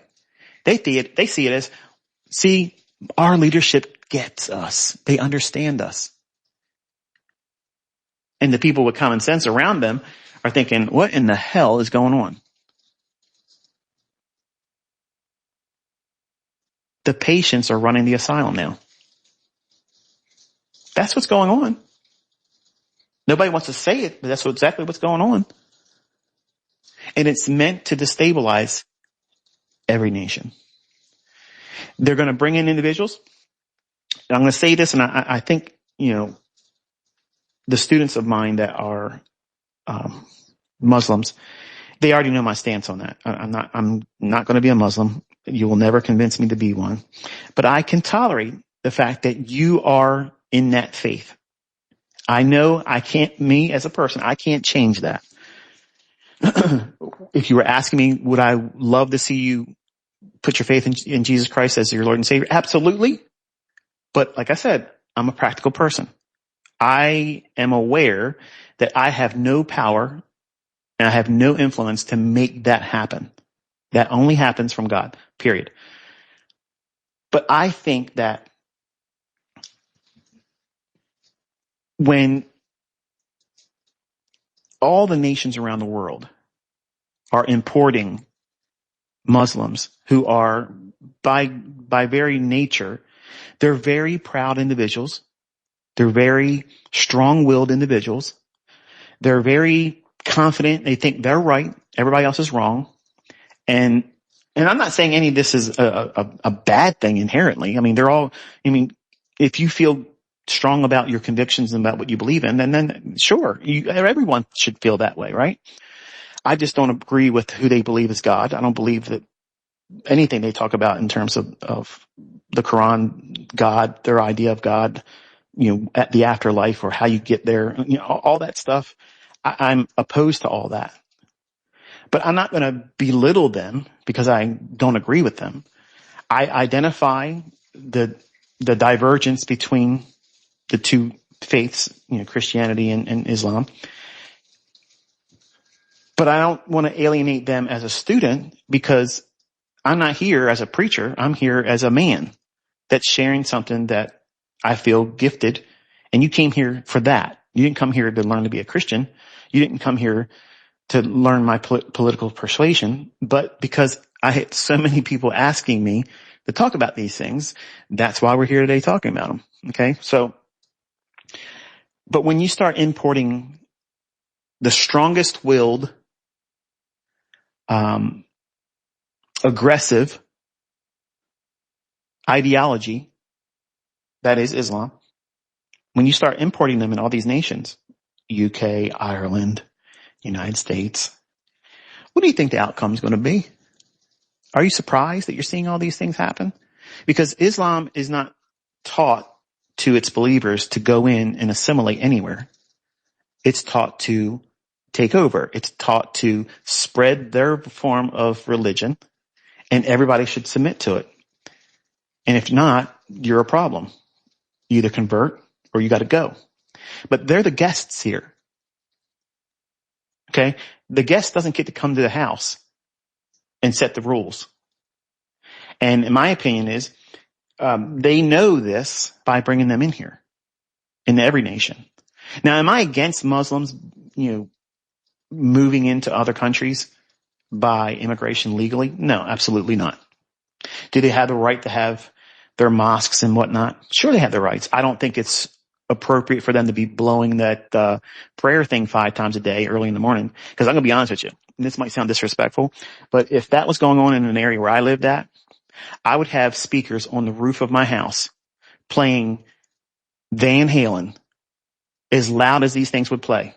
And I would drown out that thing. Okay. I wouldn't go over there and cut the wires and do those types of things, but I would literally, Van Halen would be wailing the entire time. 2 minutes before it and 2 minutes past the length of it. That's how it would be. And if that upsets you, go back to the point of what I mentioned earlier. Every one of us has the right to have a differing opinion. You look at me as someone that believes Jesus is God in the flesh, and you don't think that that's true. I don't care if you don't believe it. That's not your belief has no bearing on what I believe. It doesn't. It has no bearing. And I'm aware that my belief has no bearing on you. Which one's intolerant? Which one's tolerant? So when you let's just take Christianity out for a second. We'll bring it back in a second, but let's take it out for a second. All these nations are having this influx of Muslims coming into their country, and they're giving them free rides, subsidies, healthcare they don't have to pay for. What's your healthcare cost? Let me tell you something. Healthcare is so expensive right now. That was by design. That's how Obama got all of his money. It ain't the book sales. The books is the illusion. That's where he made his money. No, it ain't. He's getting all the kickbacks from Big Pharma because he allowed them to run up all these big, huge premiums through Obamacare. You can keep your doctor. Sure you can. Lies from the guy who forged a woman's Hawaiian birth certificate. Oops, I said it. But the bottom line is this. If you look at what they are doing, they're bringing these people in by the bus loads and plane loads, setting them up with free everything, allowing them to do whatever they want to do, say and act the way they want to act. But anybody that does anything opposed to them, they're the problem. You don't think that that is the goal here in the United States? In every other country? That's exactly what it is. That's exactly what it is. But you are not allowed to say anything about it because you are a troublemaker. You're a rabble rouser. You are racist. You're this, that, and the other thing. And the only thing we're saying is who are you and why the fuck do you get to have everything for free? And why is it your way and nobody else gets any say in the matter? I got a problem with that. And it wouldn't matter if you were Muslim, Hindu, Christian, whatever. I'd have a problem with it. And it's not a problem for me to see everyone else's problem with it as well, because it's justified. Nobody should be getting a free ride. Nobody. I think welfare should last 1 year and then you get the fuck off of it by force. If you can't get a job, you can't get your shit together, and you get another kid, you're pregnant, knocked up by somebody else, you should have your shit cut off immediately and on a list that you never can get it again. What motivation is there for you to ever make strides to be independent and do gainful employment on your own? If you get your rent for free, you get your food for free, you get your cell phone for free, you get your health care for free, and you're rewarded by getting pregnant again by a man living in the house that you say left you. See, being in real estate all the time. All the time. Section 8 is abused like crazy. But when you allow and you import these types of individuals into our country and you set them up with that mindset, say, here's what you can do. And then we're expected to pay $3,000 a month for healthcare, for a good healthcare plan, covering all your family members. And then you still won't have that company pay out anything because you have to meet a deductible of $10,000 a year before they start paying anything. That's some bullshit. That's some bullshit. But they get a free ride. They get to have everything, and they have better coverage too. Come on, man. What is it meant to do? It's meant to have people pissed off. And what are they going to be pissed off about? The person receiving it. So what are they doing? They're engineering class warfare. I hate those Muslims because they get to get everything for free. They're only getting what they're given. They're not taking it by force. They're not taking it by force. It's given to them. Just like the people that abuse welfare here before they started doing that stuff. They're taking what they're given. And they're rewarded to live that way because that's the Democratic voters' base. There's got to be two sides, folks. If there isn't two sides, they can't keep us divided. And that's what it's all about. But I suggested people to read Albert Pike's Three Wars letter. Now, if you research it long enough and deep enough, you're going to see that people are going to kind of try to say it was forgery because it uses words like Zionism and fascism, which didn't exist then. That's some bullshit. That's some bullshit. Okay. That is for you to think, oh yeah, this is contrived. It's all made up, and it's a conspiracy theory. You know, they said that UFOs were real March 2020. They came out and government said it's real. We don't know what it is. At the height of the scamdemic of COVID, they put that out there. Any other time, I'm convinced that the stock market would have crashed on that. But they just threw that out there. And now we have people coming out. They're doing congressional hearings and listening to people in our military with eyewitness accounts. They have video footage. They literally have a Hellfire missile hitting one of these things. It breaks a part of it off. It never misses a beat. It starts following the main piece in flight. Now, I'm not saying ET exists. I'm not saying that. I don't believe that exists. But I do believe it's angelic and demonic. So we're seeing things that we can't replicate that. We can't do these things. We can't move like that. But that used to be a conspiracy theory, like Bigfoot, the Loch Ness Monster, and ghosts and whatever, whatever it is that you want to call a conspiracy theory. We are in a time where most conspiracy theories have now been proven fact. So when you look at the information that's in Albert Pike's 3 letters, what he's outlining is the whole basis of the 3 world wars. And the third one, it pits Christians versus Muslims. I'm not supporting the idea that Christianity should war against Islam and Islam shouldn't war against Christianity. But by its nature, Christians cannot accept what Islam promotes. It can't happen. Because they say Jesus wasn't God. They say that he wasn't crucified. They're not saying anything that is the pillars of Christianity. His death, burial, and resurrection. I mean, that's it. Without it, there's no hope. And Islam stands up in opposition to that. And it came 500 plus years after the fact. So I'm not listening to some Johnny come lately gospel. I'm not going to hear that. It doesn't make any sense to me. It's too far late. And honestly, it's, something that is 100% diametrically opposed to the message and gospel of Jesus Christ. So period. End of story. That's why as a Christian, and every Christian that understands the whole pretense of Christianity would never accept Islam. Ever. If they really understood what the word says, they would never do that. They would never listen to any other false god. They would never listen to any other color religion. They wouldn't do it. And Islam is taught to them to say there is no other God but Allah, and there is no this, that, and other thing. Okay, great.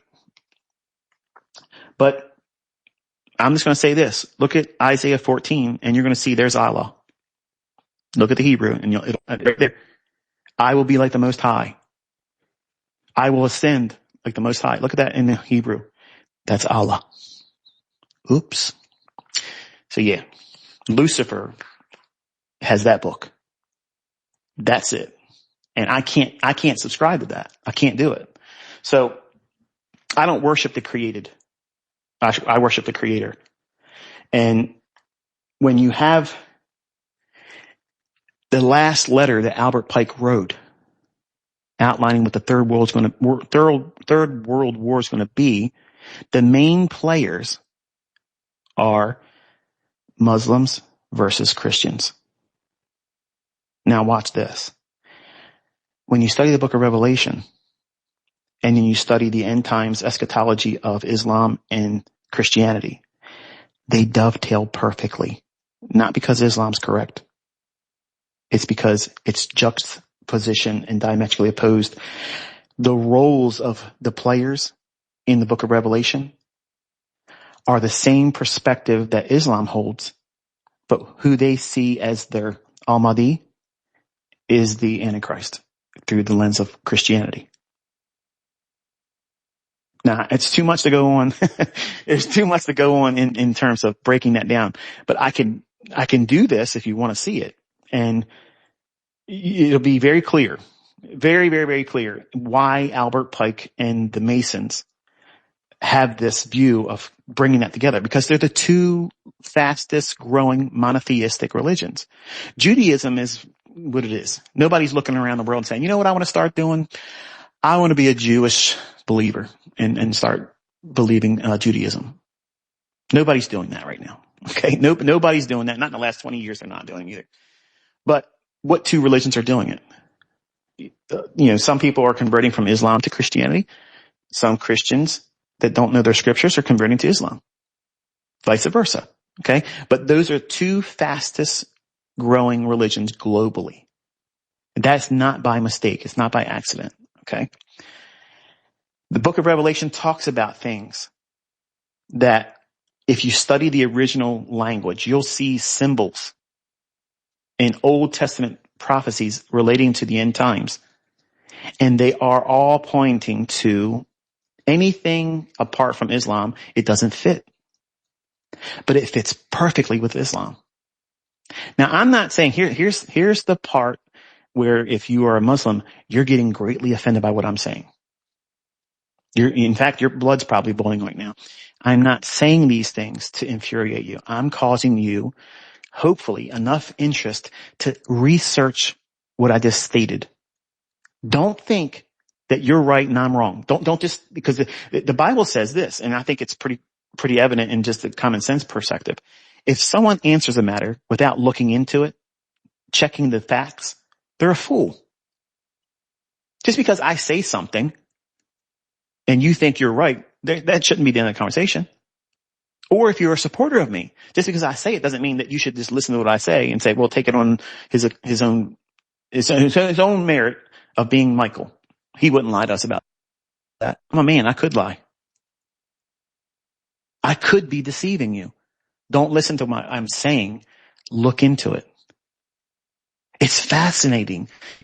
If you're a Muslim, it's going to be fascinating for you to look at the end time parallels, but where they break apart, they still fit together in a way where each side thinks they're right, but only one of them is going to be right. Only one of them is going to be right. But what is Islam's goal? Global domination. They want Islam everywhere. As Christians, we preach and share the gospel, but we also know that we have been given free will, and we're not going to win everybody. Islam, their mentality is they're going to be everywhere. They want total domination. And that's what that fourth and dreadful beast in Daniel that shows up again in Revelation, that's what it's describing. It's Islam. Islam is in the Bible, but it ain't recognized for the things that Islam wants it recognized for. And a lot of Christians don't even see it. A lot of pastors don't even see it because it's not politically correct to talk this way. Because Muslims, admittedly, I understand, if I was coming at them in a very disrespectful, meant to be demeaning, meant to be villainous, then obviously I can see how, they could be offended. I'm trying to inspire you to prove me wrong. Just the same way I did with trading. I want you to listen to what I just said. If you're a Muslim, or if you're just morbidly curious, you're not a Christian, you're not a Muslim, but you just want I want to see this guy be proven wrong. Go in with that moxie. Go in with that attitude, that perspective. I want you to go in there looking at it, because when you see it, you can't unsee it. It's obvious, and it's not by accident. See, Masons, I had an opportunity to be a Mason, and once I looked into a little bit more, I was like, hell the fuck no. No way. Absolutely not. Because whether you understand it or not, Mr. and Mrs. Mason, okay, you're worshiping Lucifer. Period. End of story. That's it. You're a Luciferian. That's what you're doing. And you can't serve two masters. The Lord Jesus Christ is the only master. He's the only Lord. He's the only God-man. He's the only creator that was manifest in flesh. That means the angels finally saw him, and we beheld the face of God. You can't serve him and serve who he created, which is Lucifer. And that's what Masons do. That's what they do. Every president has to be a Mason. Did you know that? Why is that? Albert Pike was a 33-degree Mason. And that Third World War, you can see all the chess pieces come together. Where are they importing Muslims in every country? What's happening when they get there? They're trying to take over. They're causing a ruckus because they believe they're supposed to be doing it. That's what their religion tells them to do. So you can't really fault them because they're brainwashed at an early age. This is what they're supposed to believe. So I'm not trying to say, these are terrible people. I think they're just misguided. But they're being used as pawns, just like the Christians today are going to be used as the other side. It's going to be an extreme version of Republican versus Democrat, but on the global stage, because Republican and Democrat is just isolated to and limited to just the United States. So there's no real there's no Democrat and Republican in the UK and in Ireland and other countries. Okay. But they're migrating these chess pieces into every country. So that way we as a citizenry, whether we're Christian or not, we start looking at them and we start building animosity. You're getting all this stuff for free. You're taking advantage of us. You're beating us down. Let me tell you something. Anybody that takes advantage of the taxpayer's dollar is a piece of shit to me. Okay. I said it. I don't give a fuck what you think about. I don't care what your feelings are about it either. Okay. You're a fucking thief. Okay. You're a thief. You need to go to jail. You need to pay for those crimes. But when there are individuals that are brought here and they are coddled, enabled, and protected, it's not just a crime that they did. It's the leadership. It's the law, the judges, the prosecutors. All of them have a stake in it. And my opinion is there's no fixing that. So where are we at? We're teetering on that precipice of once we fall over, it's going to set things into motion where it's going to be violent. Like it's going to be violent.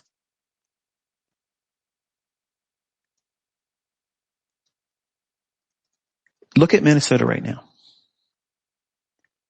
Look at when George Floyd whole thing happened. Okay. Every time there's a chance for them to use destabilization, civil unrest, they run with it. They run with it. They weren't doing those things when Biden was in office. Why? Because they had control.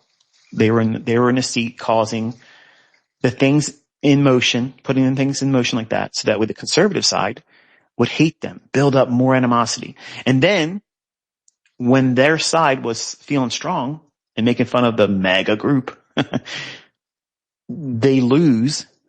So now they're going to go crazy and piss and moan and go out in the street because the left will do that. They'll go to work for that, but they're not going to do anything that makes the country better. But their myopic view of reality keeps them from being, in my opinion, upstanding citizens, because they expect everything for nothing. Everybody should be equal. When we're not equal, there was not one person on this fucking planet that would have been able to say they worked harder than I did trying to figure out what these markets do. I gave my everything. Everything. So no, there's nobody else out there that did more work than me. And anybody else that comes along and says, yeah, well, I'm going to teach SMC concepts and blah, blah. You don't have the authority, bitch. You didn't earn it. You don't know them. You don't know it. And that's why I talk the way I talk. It sounds narcissistic because you're an entitled little bitch that you think is owed to you, and you can just move on in and set up shop. No, you don't get to do that. No, I'm not going to let you do that. No, I'm not going to stay silent and let you bitch over people and screw them over and talk to them in Telegram and pretend to be me and ask for money. That's why I come here all the time. And I sound like a broken record. I don't need your fucking money. Okay? That's what separates me from all of you other motherfuckers. You are all panhandling because you need the money. I don't need any fucking thing. And when I see people come into our country and other countries and they get a blank check to fuck everybody else over and they're rewarded for doing it, I'll speak up and say that's fucking wrong. And I don't care if you like me or don't like me because of that. I don't give a fuck. Because I'm from Generation X and that's how we roll. We don't give a fuck about your feelings. Facts over feelings is what it is. And that's where we departed. The generation after mine came in, coddled, tickled with a feather on its ass, promised things that they didn't deserve, didn't earn, didn't work for, built this level of entitlement. And they created this perfect storm where my generation, who's still here, we're watching all this stuff. We don't go out there in the fucking street and act like a fool. We don't do that shit because we have common sense to know that doesn't do anything. We don't burn our own fucking neighborhoods down. We don't burn our own fucking businesses down. We don't victimize our neighbors. We don't do that shit. Retarded fucking ass clowns do those types of things. People that are uncivilized with no fucking common sense or IQ do those types of things. Or they're paid to do those things. Either way, that same coin is the same coin. One side or the other, it's still the same coin. It's ass backwards mentality. It's not positive. It doesn't build anything up. Its only purpose is to destabilize and play the counterparty of heel. Just like in wrestling, there's the bad guy, the heel. And there's the face, the good guy. That's the plot. That's the meta narrative between the opposition, the plot, the war narrative. And if that narrative is always implemented, you never see the story writer, because that's who's pulling all the strings behind the scenes. And that's who's profiting. That's who's hurting us. That's who's hurting us. When we're constantly bickering and fighting with this one and that one, you're wrong. No, you're wrong. I'm going to kill you for it. What? What? How did we jump from, I don't agree with you, you don't agree with me, you don't exist because you don't deserve to breathe anymore? And you don't think that's mental fucking illness? Like, that's lunacy. I don't agree with Muslim doctrine. I don't agree with Hindus. I don't agree with atheistic views, okay? I don't agree with Judaism. There's a lot of things about it that's wrong. But I don't look at them and say, you don't exist. You don't get to exist. You don't deserve to live because you don't believe what I believe. That's monstrous to think that way. I can accept the fact that God in his infinite wisdom gave all of us free will. You don't have to believe in him. You don't have to. You don't have to keep his commandments. You don't have to believe what he said. This is the only way. You don't have to believe any of that stuff. You don't have to. But when you stand in front of him, you have to accept the punishment for not having done so. That's the only have to that's in there. I'm not the judge, jury, and execution of people that want to disobey it. I'm just obligated to share it. Once I share it, it's on you. If God chooses to, not draw you any closer to him and give you any more faith because he's the author and finisher of your faith, that's his decision. It's not mine. Islam doesn't have the right to force itself on me and you. I don't have the right to force Christianity on any of you. Hindus don't have the right to force it on us or anyone else. Atheists have no right to be able to say there's no God and government when our government was founded on the principles of the Bible. So no, you don't have a say so in that matter. But it's funny how these Luciferians that are running every country right now, they want to remove all semblance of our founding fathers and how we formed this nation, which is on biblical principles. They don't let the Ten Commandments be posted in their government buildings. Up in Minnesota, you can walk in there and see that the Satanists have a plaque up there basically saying, thank you, Tim Walz, for allowing, Satanism to be, promoted in there, blah, blah, blah. And that's allowed there. You don't think there's a problem with that? Let's say you're a Muslim. Do you have a problem with that? You should. You should. But how about the atheists? You have a problem with that? Because that's who they believe is God. They believe that Satan is the God. Do you have a problem with that as an atheist? Or is it just because Jesus is your real problem? So, anyway, I was thinking to myself when I first started this, I didn't want to have a lot of time on here. And let me take a look at my phone and see if there's any reason to get off this. 2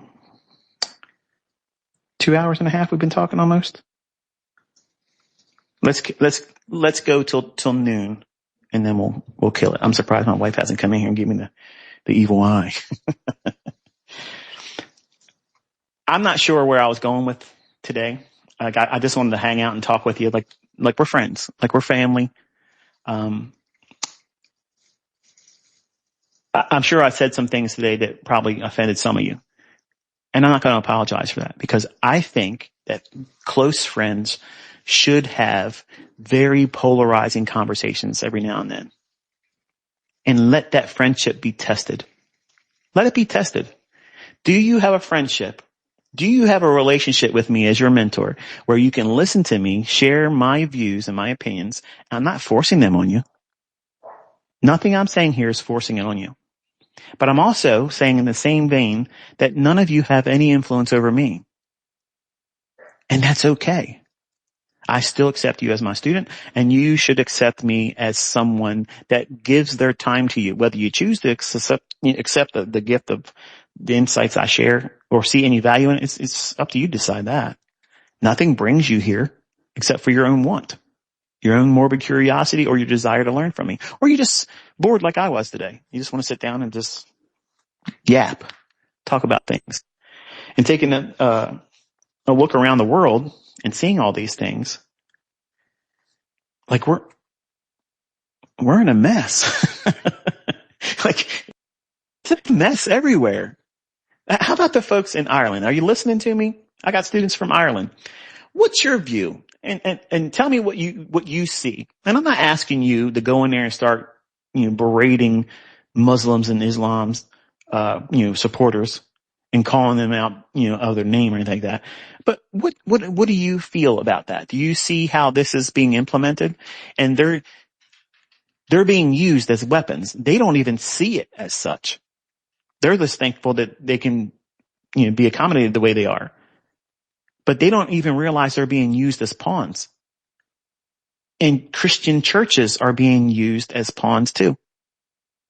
They're setting this whole thing up for that third war that's going to be the two players. And the intent, if you read it, Albert Pike's outline was so that way both all Christians and all Islam supporters and Muslims are going to be killed because of this tension between the two. That's the goal. And then because they're the two largest, fastest growing monotheistic religions, then after that, once that's done away with, and every other form of religion, meaning all the lesser, Judaism, all the Hindus, everything will be attacked too. But they're going to war the two largest monotheistic religions. They're going to place them at odds with one another. But it's odd that that's what the Bible teaches how the end times are going to be.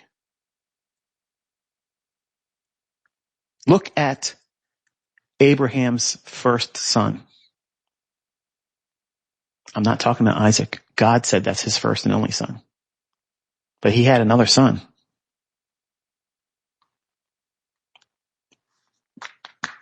Think about it. Where'd he go in the world? God said he was going to make him a great nation. Look at the Middle East. He did. He did.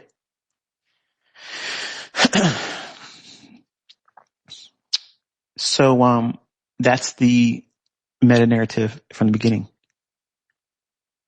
They know that they were a son of Abraham and the first of Abraham. So their mindset about themselves is, in my opinion, justified. But God is God, and he said, Isaac is your son, your only son. Meaning it was through the wedlock of Sarah and Abraham. And it was a promised son that God said he was going to give. Sarah told Abraham, go into his wife's servant and get her pregnant, like a surrogate. So she was trying to do it her way. She didn't want to wait on God. So that's religion. Okay, that's what religion does. I'm going to do it my way. I'm not going to trust God. God said he's going to do it, but I ain't got time to wait for God. I'm going to do it on my timing. Abraham, go do what you got to do. Give me a son. And then when God did what he said he was going to do, told Abraham, send Hagar and Ishmael away. Send them away. I don't want nothing to do with them. What did they do wrong? Nothing. They didn't do anything wrong. And that's why God blessed Ishmael. He made him a great nation. And that's all of the Arab nations in the Middle East. And you had this contention. That's why they have a problem with Isaac and Jacob. That's the original story. That's the beginning. That's the enmity between the seed. And that's how it ends. Because God said, I'm going to call the end from the beginning. As it was in the beginning, so shall it be in the end. There was contention. Jacob and Esau. Two brothers. Two different ways of doing things. See how the meta narrative keep repeating over and over and over again. Think about it. It's there. But the Muslim won't see it. And the Jew won't see it. Why? It's hidden from them. But they're going to be put at odds in the last days. The Jews are going to be crushed in the winepress of God in the last 3.5 years. And 2/3 of the Jews that's going to be on the earth then are going to die because of what God's going to do. And I'm sure a lot of Arabs and Muslims are thinking, yeah, can't wait to see it. But God said he's going to come to your nations first. He's going to bathe his robe in blood. So I wouldn't be so quick with all that rah, rah, rah. But that's what Revelation says. And when you understand the players and the people and the countries that are involved, and you rightly divide it, that's what's coming. And everything is moving around on this world global chessboard. And it's right there for everybody to recognize and see if you know what you're looking for. And most people in churches and most pastors today, they don't know. They don't touch that book of Revelation because it's too subjective. And they don't want to be held to the accountability of knowing the entirety of the Bible, because to know Revelation, it means you have to know all of the Old Testament. And most pastors today, they only go into it for a business. Hi, Miss Piper. You're here to let everybody know you're happy to see me. Most churches today are ran by people that did the very least. This is to call themselves a pastor so that way they can sell church memberships and 10% income from everybody, fleecing people that are unbiblical. Paying a pastor, not biblical. Come at me, bro, in the comments. I will whoop your rear end over that. Okay? It's not biblical. Just like tithing is not biblical anymore. It's not. I have people that go to churches. I have friendships with pastors. They will take odds at that, but they won't have adequate responses to the scriptures. They make it very plain. It's not subjective. It's not ambiguous. It's very, very plain. There is no tithing for the New Testament Christian. There is none. There is giving. There is absolutely giving. And it can be more than 10%. Oops. But as far as taking 10% of your gross income and giving it to a man that calls himself a pastor and lives his life like a celebrity, that's not biblical. He's supposed to be the lowliest of all of the people. It's the most largest servant of the congregation. You don't see that today. They got to be up there with security around them, driving in Bentleys, $1,000 ties, $5,000 suits or more, bragging about what God gave them from a materialistic perspective. That is absolutely alien to the Bible. That's a proud and haughty spirit. And they tell you you're going to go to hell unless you do it. They're going to hell. They're going to hell. They're heaping on things to the believers that they themselves wouldn't do. Where's their 10% they're earning their income? Where is that being paid to? Ask them that and listen to the crickets roar. So don't think I'm over here just whipping up on one side of the coin here. Christianity today ain't biblical.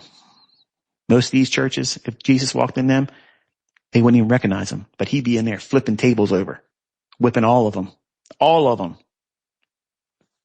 because they've turned his house of prayer into a den of thieves. What does that mean? What were they doing in there? They were buying and selling. That's not supposed to happen in the house of God. Outside, sure. But why was he calling them thieves? Because when people came there and they were buying their lamb, their turtle dove, their offering, their animal to shed blood for their sins to be pushed back for one more year, the people that were operating the scales, they had rigged it in such a way where the coinage, the money that was being used, they were cheating the people when they would be paying. So they had a lying scale. So not only were they buying and selling and merchandising in God's temple, they were doing it in a way they were cheating them. And that's why they're thieves. It wasn't just that they were merchandising in his house. They were stealing because the people were coming there with their, okay, I'm going to pay what I have to pay, but they were overcharging them. They were profiting off of the faith of the people that came there to have an experience with God. The same thing that goes on today in churches. And you wonder why I don't go to them. Because 90% of churches today, at least all around where I'm at, that's how they roll. That's how they roll. If I found a church that preached and taught the gospel as I've shared it, and I've only shared what the scriptures say. I'm not a pastor. I would never be a pastor. I'm not a prophet. I'm not anything. I'm not an evangelist. I believe I'm a teacher, not just in trading, but I everything in my life I've always taught everything. I like teaching. I love seeing the faces of people that I can touch, illuminate because they've learned something. And they're like, I can't wait to do this in my own hands. And they show later on, this is what I'm able to do since you taught me. Look what I can do now. What did I do? I inspired them to be a creator, something that is not just consuming somebody else's stuff. Now they have the power to create in their own hands, and they can inspire other people. That's a gift that keeps on giving and over and over again. If I could find a church that a pastor did not live off the laity, that means live off the money that they bilk off of the people that go to church, had a job, had a career. Oh, but you don't understand, because I know some of you are Christian pastors listening to me. You don't understand. Don't talk about things you don't understand. I'm a pastor. I got to have my time free and available because somebody gets sick. I got to go to the hospital and I got to do this and I got to do that. Yep. I understand that. Bible says, let every man bear his own ministry by his own hands. Paul was the apostle to the Gentiles, and he preached the gospel of Jesus Christ just like every other apostle did. And he made his money by making tents. He was a tent maker. He told them plain and simple, thank you for getting the money together when I come and visit, but it's not out of necessity. You don't need to, I appreciate what you're doing, but it's not out of necessity. Find that being taught in a church today. You won't see a pastor touch that, man.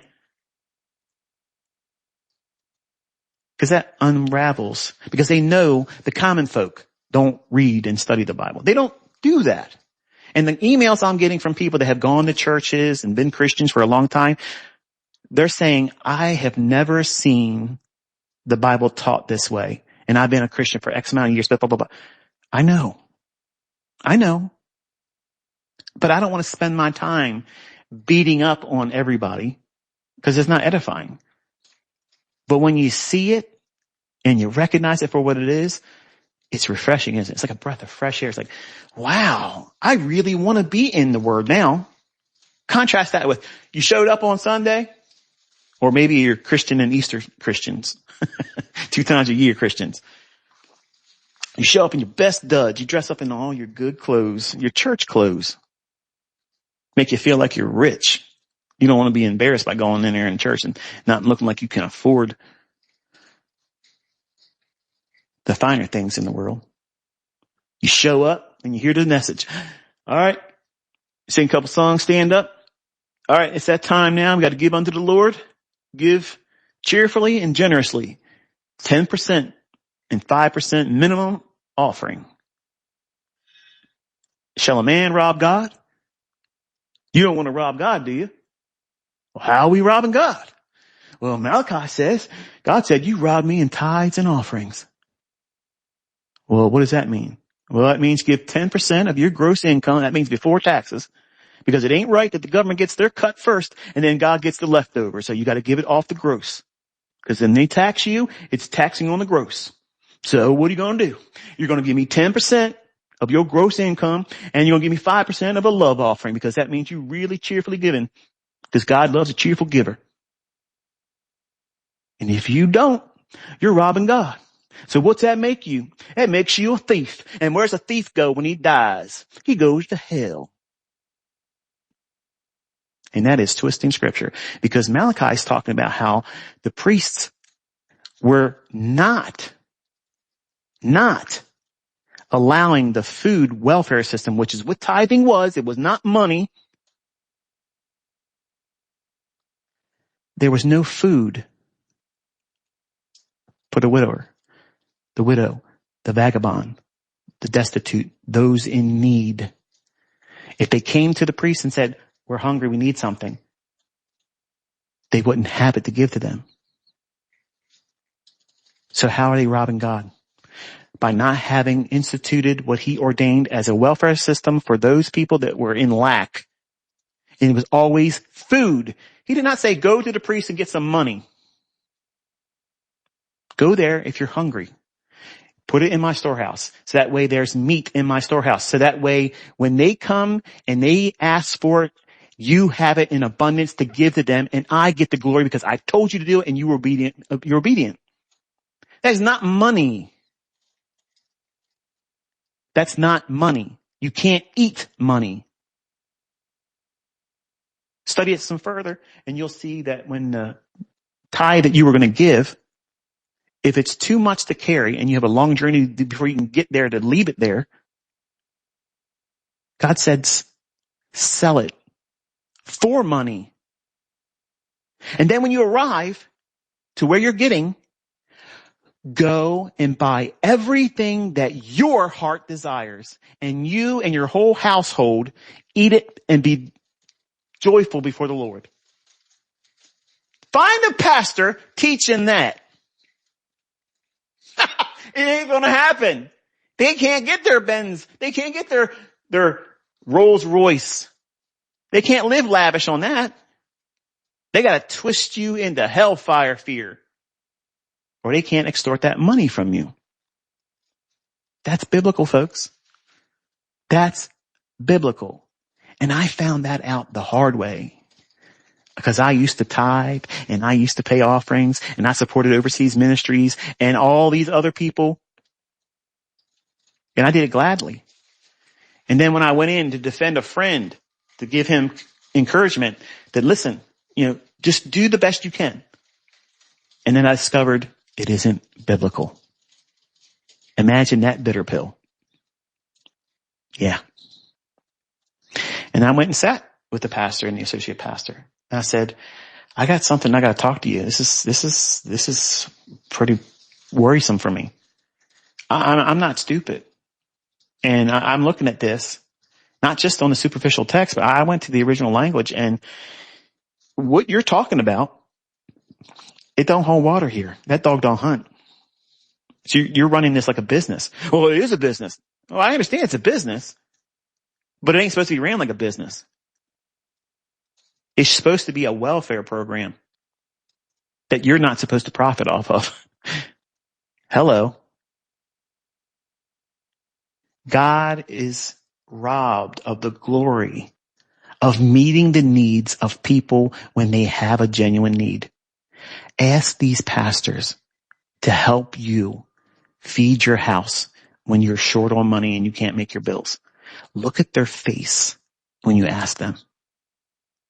That'll tell you everything you need to know. They care more about building these big monstrous churches, these big, huge monstrosities of buildings that God doesn't care anything about. But that's their retirement plan. You pay that off for them. And when they want to retire, they sell the church building and they have all the proceeds to live off of. And the whole time, they didn't have to pay taxes. I believe that every church should be taxed. It's a business. I have businesses and I have to pay taxes.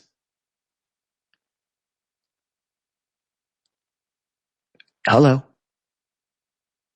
Oh, I don't like what you just said. I'm a pastor. I don't care.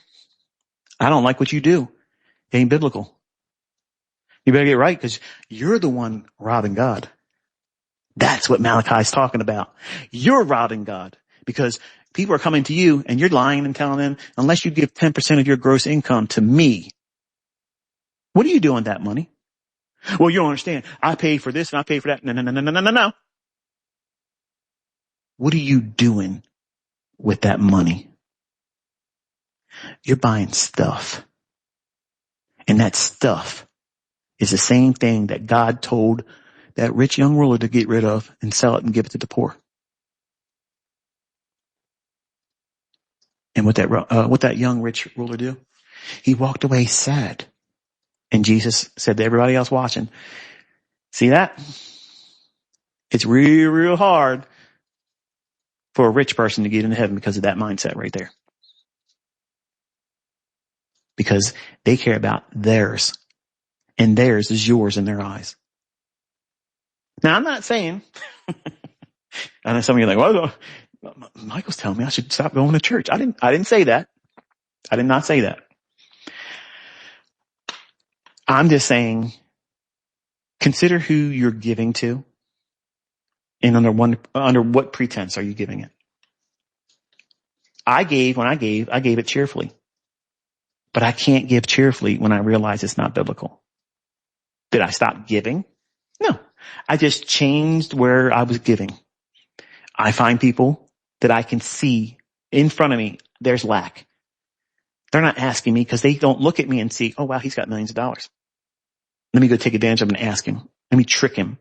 Let me put a homeless sign in front of me and he'll give me all the money. No. I can see they have a need. I can see it. And without being prompted or asked, I help them. Go through a grocery store. Go there for the express purpose, not for you to bring home anything, but to go there and find someone and read their face. Look around. They have the smallest cart. They don't have the big cart. They have the smallest cart. They have the smallest thing of milk, the smallest carton of eggs, but they have a wedding ring on. They're not by themselves. They have one thing of ground beef, 2 cans of vegetables, maybe a loaf of bread, and the smallest condiment of mayonnaise, ketchup, or whatever. What are they doing? They're feeding themselves on what they have left after everything that they got coming in. And you know it by how they look on their face. They're not walking around head up, smiling. How you doing? Greeting everybody. Their heads down. Their face full of sorrow. They're broke. And then what I do is I walk up behind them when they're in the checkout line. And I motion to the person working the cashier. And I tell them, pointing to myself, I'm paying. They ring it all up. And I step right in front of them rudely. And I put my credit card in there. Put in my Super Saver phone number. That way I get the discounts. And then they look at me like I'm crazy. Some of them cuss at me and say, what the hell you think you're doing? And I say, it's paid for. Have a good day. And I go walk back into the grocery store and I find somebody else to do it too. And sometimes they grab a hold of me and they squeeze the life out of me because they're like, you're a godsend, because I don't have the money to do this. And you just did something that I know I got something from God. And that makes me go back in and find more people to do it. That's tithing. That's giving cheerfully. That's what God honors. God loves that. And I'm telling you, not because I want glory and fame and accolades for it. I'm telling you to inspire you to do that. Listening to me and learning how to make money and spending it on stupid shit for yourself is the worst thing you can do with the gift. That's the worst thing. That's wasting it. That's wasting it. Imagine how many people's lives you could change just by saying, I don't need to buy that car. I don't need to go on social media and get people to, fluff me up because I bought this overpriced junk. I want to go out there and I want to say, here, I don't know who you are. I clearly see you have a need. I don't want anything from you except for the opportunity to do what I feel like I need to do, and have a great day and be blessed. You have no idea what that feels like. I promise you, all the sports cars and all the fun little toys you can buy, that stuff wears off the next day. It's gone. Once all your friends and the people that know you, once they see you have it, that wad is now shot. It's done. You got the best out of all that's ever going to come from that, because they don't care that you really have it anymore. In fact, they're looking at you thinking, what a jerk. He probably thinks I'm supposed to love him because he has that car. You're stupid. You spent all that money. I would have done this, that, and the other thing. So they're not looking at you like you want them to look at you. But meet somebody's needs and let it be a stranger that didn't even have to ask you for it. And look at their face and listen to their voice shake when they tell you, thank you so much. That's stuff you carry for your whole life. You're going to forget all the, ooh, wow, what a nice car. I wish I could have that.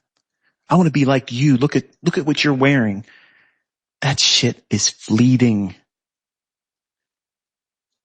I remember every one of these individuals' faces because I know at that moment I was being used. I was implementing a principle that God has laid in the hearts of believers, but many of them don't act on it. And I promise you, if you live your life like that and you do things like that, God will never allow you to run short on the supply, because he's getting the glory for it. He's getting it, not you, not me. He is. And man, that is such a reward. It is a reward. There's no ego there. It's about me. There's no selfishness, but you taste real love. You taste appreciation. You feel generosity in its purest form. And then you watch this person weep, and the cashier, they're weeping, and then you can't take it anymore and you're weeping, and you feel good. It feels so good. And it's infectious. It makes you want to do more of it. And the next time you see that cashier, they start smiling. You know right away what they remember.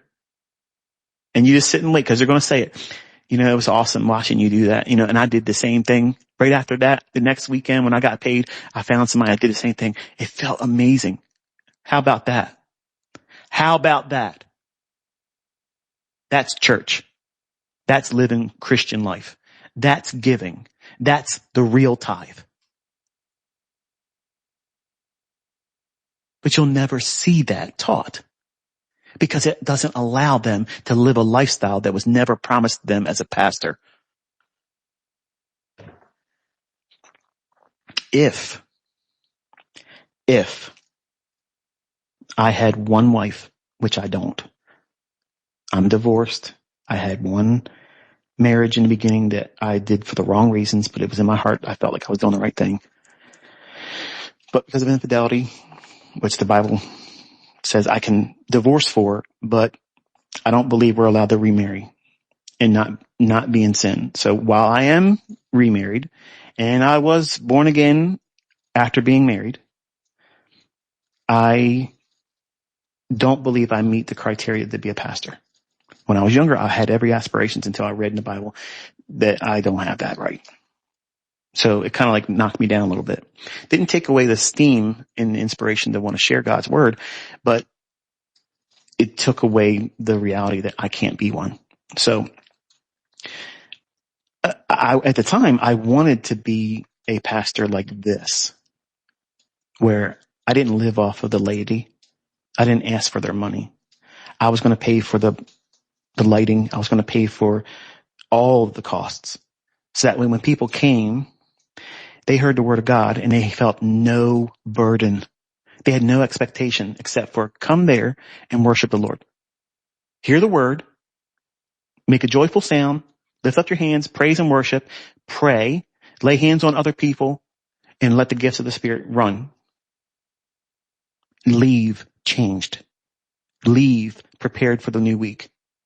Feel edified, filled up, inspired, taught what the word of God says. That's what I'm looking for in a church, and I can't find that. I can't find that. And the word says in the last days there's going to be a famine in the land, and it meant the whole world. And it's not because it's a famine for food, but it's going to be the word of God. There's a lot of places out there call themselves churches, but they are not teaching the word. They're teaching prosperity. And who's prosperity? Who's prosperity? It's the pastors. He's the one living high on the hog. His wife is living high on the hog. But the lady's coming in there, paying out, expecting God to do some kind of miracle because he's promised, oh, you're going to do this? Sow a seed. Sow a seed and the Lord's going to give you that house. Blab it and grab it. No, that's not biblical. And you wonder why so many people try Christianity that way and they don't stick with it. Because it's a false gospel. It's a false teaching. It isn't going to stand the test of time. And God's not in that. God's not in that. He never promised those things.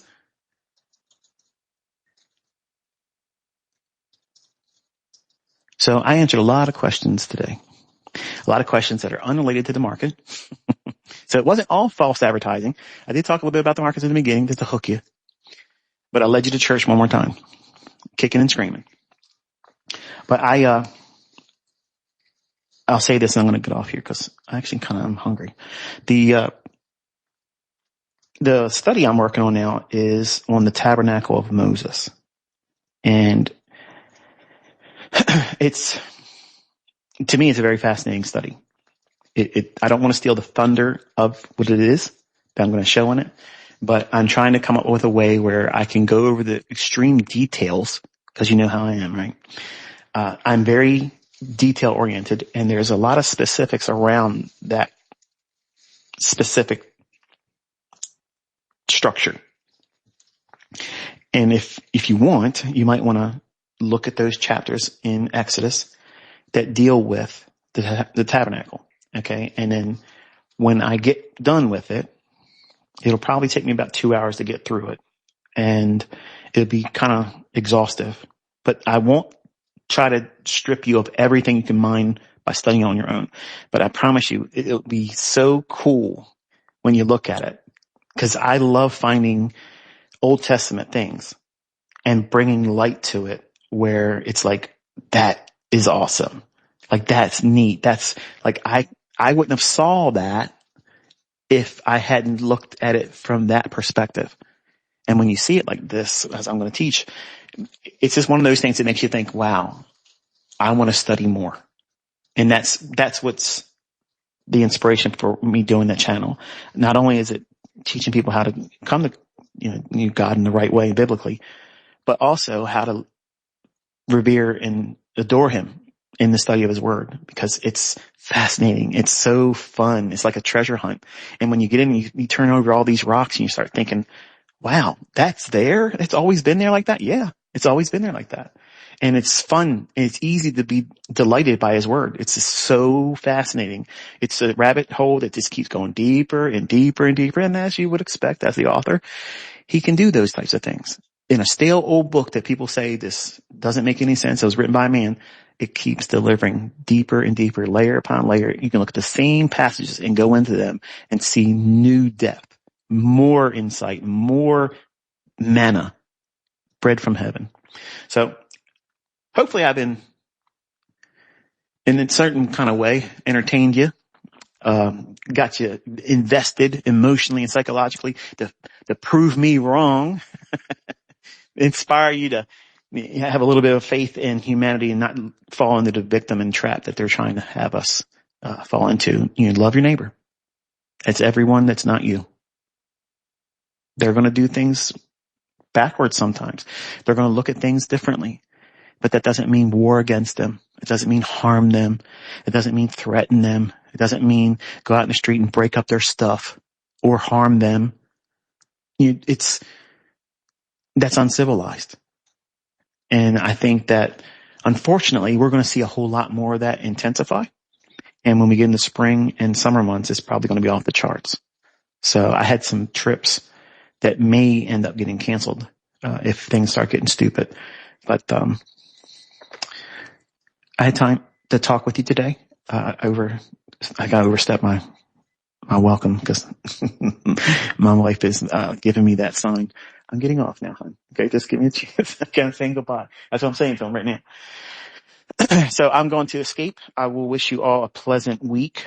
And when it comes to market commentary and whatnot, the second week of February, as I said, on February 10th, that evening, I will resume with market reviews and commentary, and I'll start talking about it on a daily as it happens.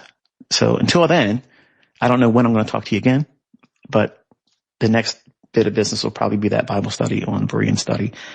And if I can get it done this week, I hope we'll have it up by Friday evening, this coming Friday. Until I talk to you next time, be safe and enjoy the weekend.